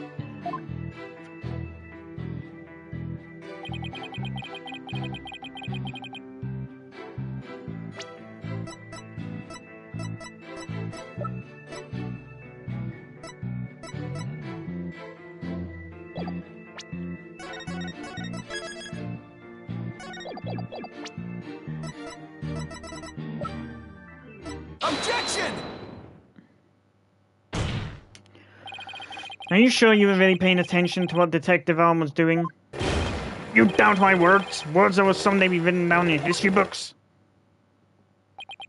Somehow, I don't think that those exact words will ever be written down in any history books. Mr. Wright, could you please explain yourself so that we can all understand? You say that Detective Arm fired 2 warning shots, and yet only 1 bullet hole was ever found at the scene. What? Only 1 bullet hole means the gun was only fired once, and yet Director Cosmos is saying Detective Arm fired 2 shots. No editor would allow such a glaring contradiction into history. Objection! Unfortunately for you, the witness's words are true. They confirm that 2 shots were fired from Detective Arm. Objection! Well, there was only 1 bullet hole at the scene. Where did the other bullet hole information?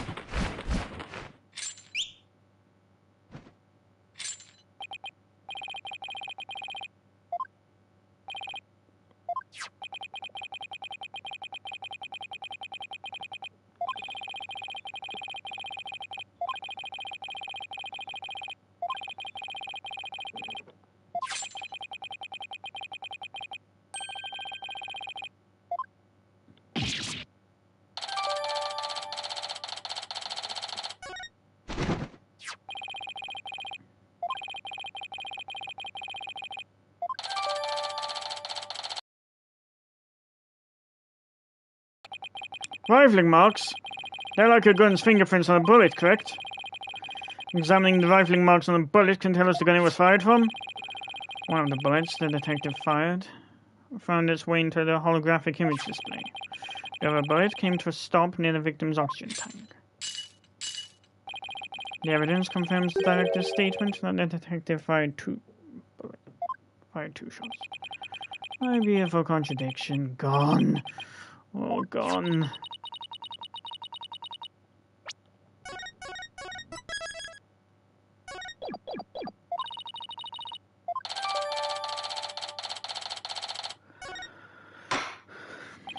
Very good. Now we know the fate of both of the shots Detective Arm fired. Mr. Wright, does that clear up all of your questions?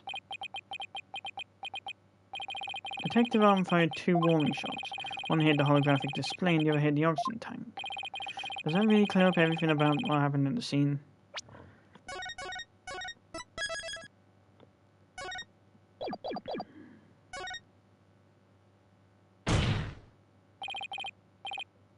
No, Your Honor, it doesn't. Detective Arm fired 2 warning shots from a 38 caliber gun. Well, that doesn't explain the existence of a certain piece of evidence found at the scene. A piece that points to the existence of a third person.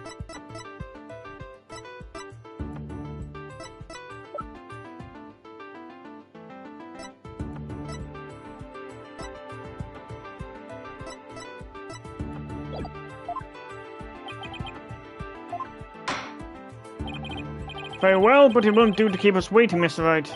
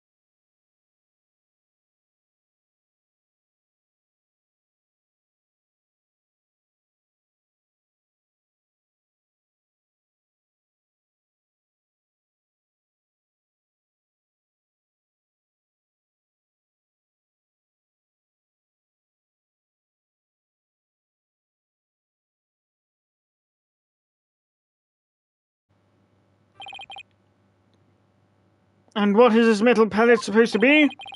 Just little something of grain points we found on the crime scene, Your Honor. You found it where? The floor gutter at the crime scene. Looks like the police and prosecution both missed it. Furthermore, this is a .10 caliber bullet, making much smaller than one of Detective Arm's 38 calibers. Then that means... Exactly. One more person must have been there in the lounge. The third person had a gun that could fire 10 caliber bullets. And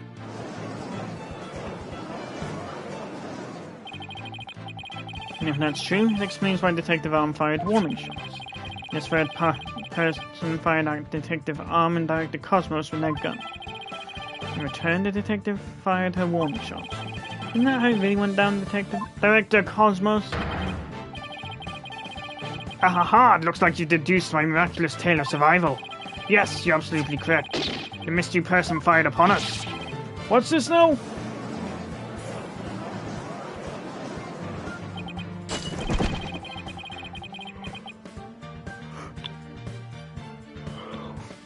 What? You never breathed a word of any of this to me before?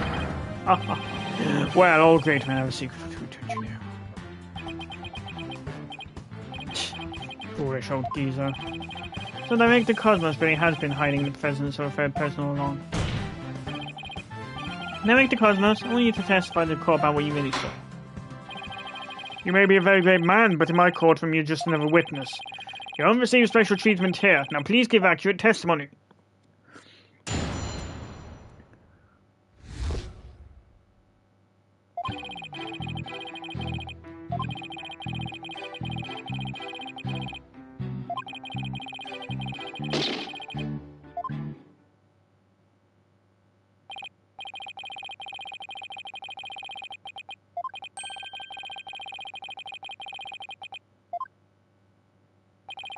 Not necessarily. Still possible that it was someone else.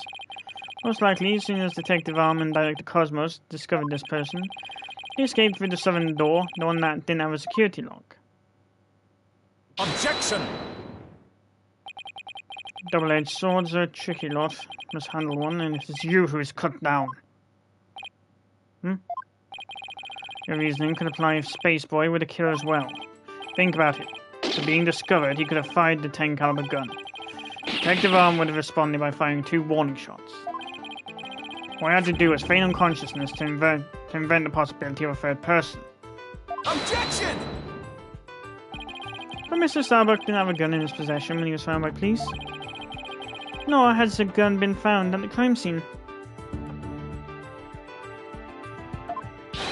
His absence can only be explained if there was a third party who took it with him. Recall the existence of a trash shooting in the boarding lounge. The defendant could have simply thrown the gun down the street. But you can't deny the possibility of a third person even with a weapon. It's up to you to prove that possibility, and I trust you haven't forgotten my little piece of decisive evidence.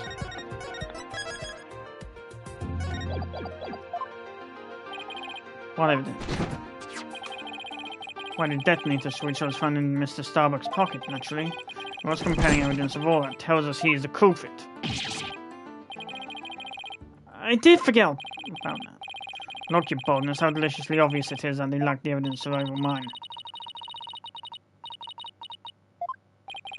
Yes, well, I have a question of my own, actually. That bullet that the mysterious figure shot, what did it hit exactly? Hit me.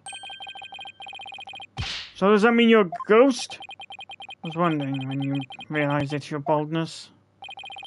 Director Cosmos is an authentic, bona fide ghost. You can even pass through walls.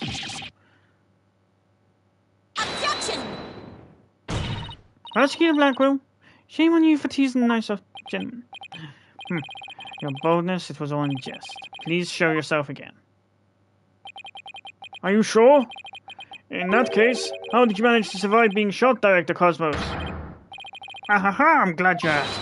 It was a miracle befitting a great history-making figure such as myself. The bullet hit my glorious Medal of Honor, whereby it ricocheted, thus saving my life. What?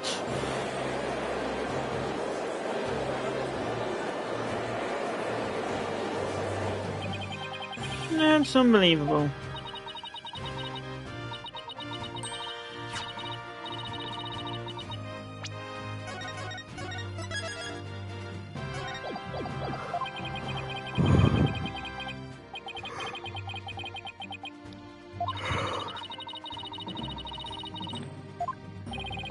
But why did you conceal this information, Director Cosmos?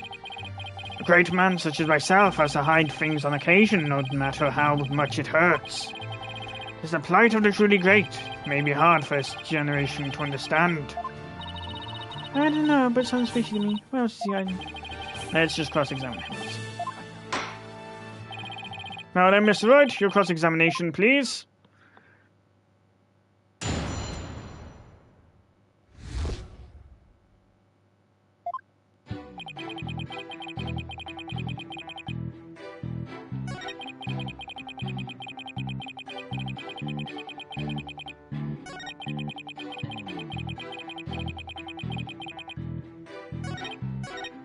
Hold it!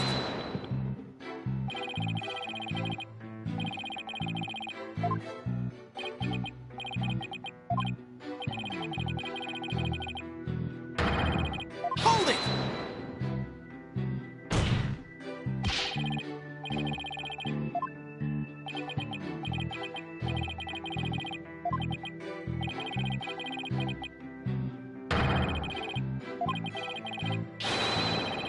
Hold it!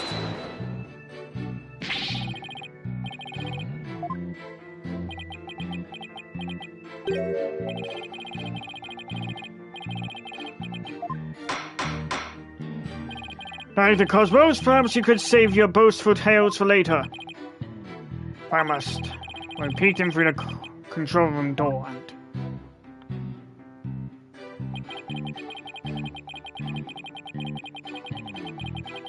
Hold it!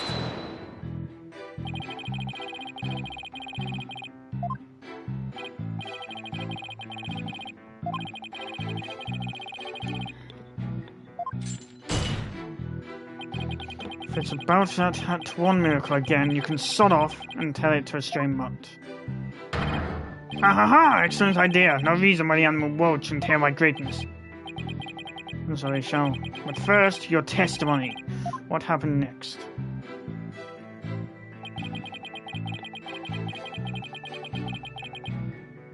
Hold it! So in other words, you were fired out while you were at the control room door.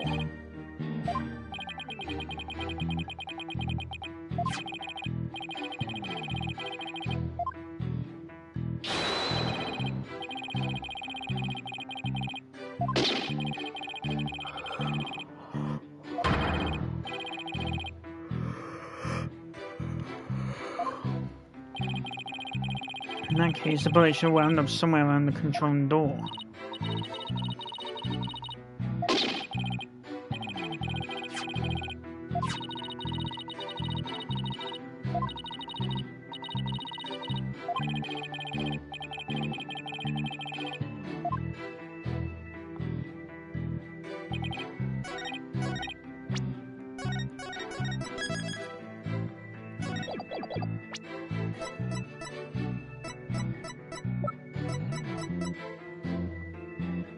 Objection! Director Cosmos, I believe you're telling the Great Core a glorious lie. A great man like me tell a lie? Have you ever heard of such a thing in all our history? My accusation is based on the positions of the people who were in the lounge.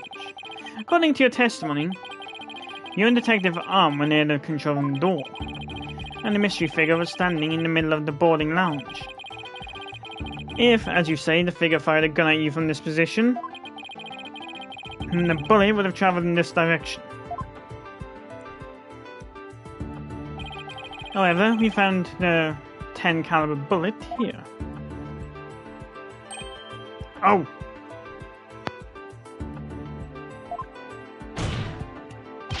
This trajectory and where the bullet was actually found contradict each other. Director Cosmos, where were you really when you were being shot at? Ah! Ladies and gentlemen, I present to you the human merry-go-round. Objection! Don't tell me you've forgotten already. Didn't the witness himself just tell you? The bullet hit his medal. Of this, there is no mistake. Objection! But in that case, the bullet should have been found near the east side of the room. Are you trying to say you can explain this inconsistency? Of course. I didn't think so. What?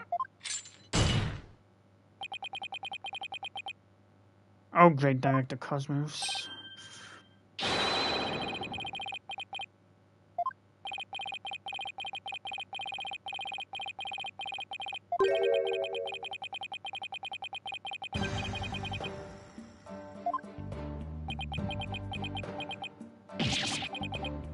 Ah! What are you getting at? Use your own brain. Your head must have some use other than housing that bird's nest. Bird's nest? Why does everyone pick on my hair?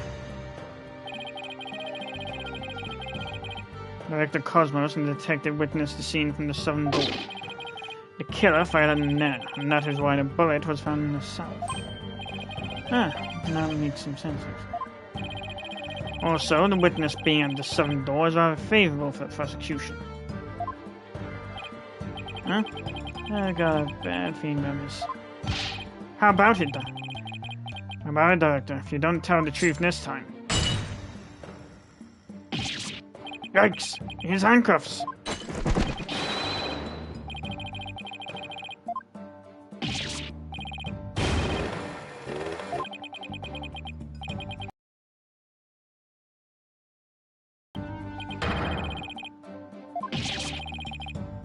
What? Oh my god, I'm dead! Oh my god, Nick's dead! Now you have lost your possibility that third person was in the room. I have? Oh. The director and the detective were near the southern door. Meaning the killer couldn't have escaped through there. The western door required print recognition. The corridor beyond was filled with smoke. The only escape route left was the eastern control room door.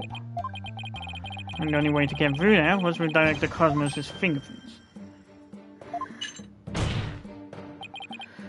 In short, there would be no escape for any third person had there been one. Oh my god, I'm dead again! You killed me with your argument!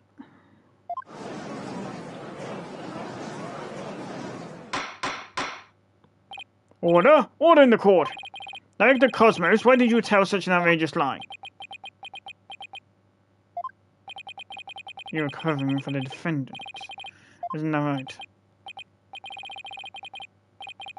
Yes, it was all for love of my men. If I said I was in the eastern control room, it would mean the culprit could have escaped through the southern door.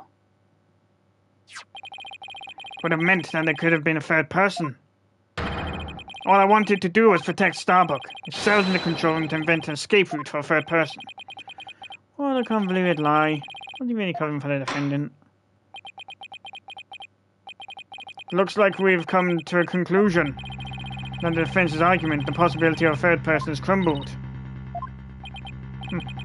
It's over.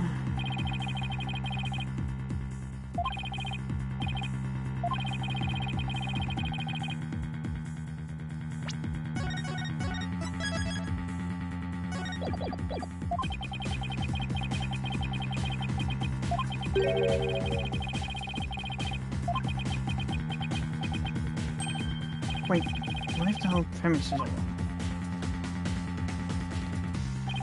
Director Cosmos said that he and Detective Allen rushed to the scene together. What if that premise isn't true? What if one of them reached the scene before the other? If that person entered the lounge, then they would be the third person. The defendant is the only one who could have killed the victim and shot at the director. There doesn't appear to have been any room for argument against those claims. Objection! Please wait, Your Honor. There is still one possibility. Oh, this better be good, Mr. Wright. There is one and only one person who could have escaped from the scene. And that person would be the first person who arrived on the scene. Then, upon entering the boarding lounge, The second person to arrive came via the southern door. That's why the first person fled from the room, using an escape route that was accessible only to them. Very well, let's hear more about this theory. Who is this one person who could have escaped from the boarding lounge? Take that! What? But nuts! Mr. Wright, what are you claiming here? All the people who had the scene, only a witness could have escaped. The director is the only one with the authority to open the control room door, after all. But that means... Exactly. The true identity of the third person is our current witness, Director Yuri Cosmos. What? What?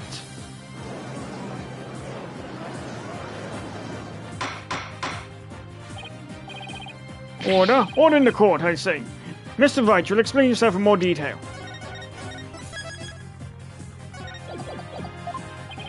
I said that Director Cosmos arrived on the scene before Detective Arm and entered the boarding lounge alone. Detective Arm arrived after that and saw a suspicious figure who was actually Director Cosmos standing in the lounge. And that's why she fired those 2 warning shots. Ah! I've been hit! I've been hit on the starboard side!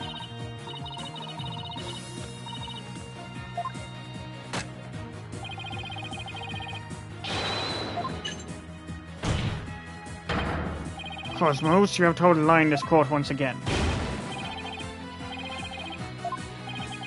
Earth to Cosmos Control Center. Requesting permission to ask you return to reality. Objection!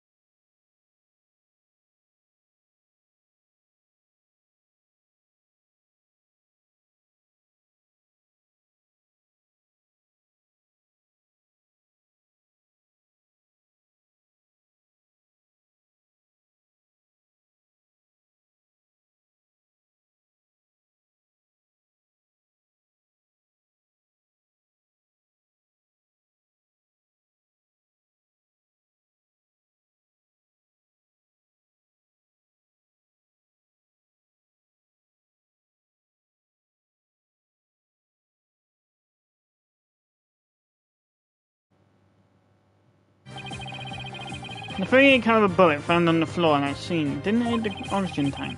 It hit the Cosmos' metal. Got that ricochet mark on the metal analyzed. I'm sure the caliber will match up. The mark appears to be from a 38 caliber bullet. It'll prove that you're the third person we've been looking for. Ah! The bridge is destroyed! Losing altitude! All hands abandon ship! That's true, and what about the bullet that hit the oxygen tank? It was a 10 caliber bullet. In other words, it was the bullet fired by Yuri Cosmos. Isn't that right, Director? No! You've got it all wrong! What? The engines have started again? It's a miracle! I'm not going down yet! Wait, let's stop this at once and confess to the truth.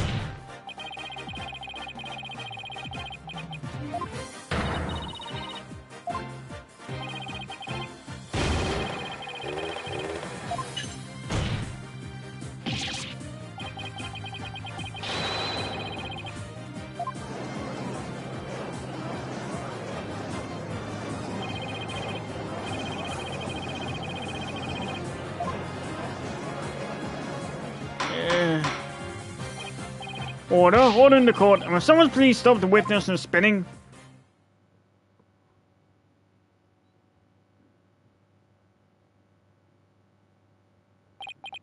Phew, thank goodness we were able to stop him from spinning off the face of the earth. While he was twirling, I took the liberty of running an analysis on the mark of the metal. It was made by a 38 caliber bullet, matching it from the side of Detective Arm's firearm. Are you ready to confess the truth, witness? No, you've got it all wrong. This is just a misunderstanding. Are you going to start piling on more lies? Looks like it. But no matter how many lies he tells, I'll just expose them one by one. I'll make that big lie tell the truth.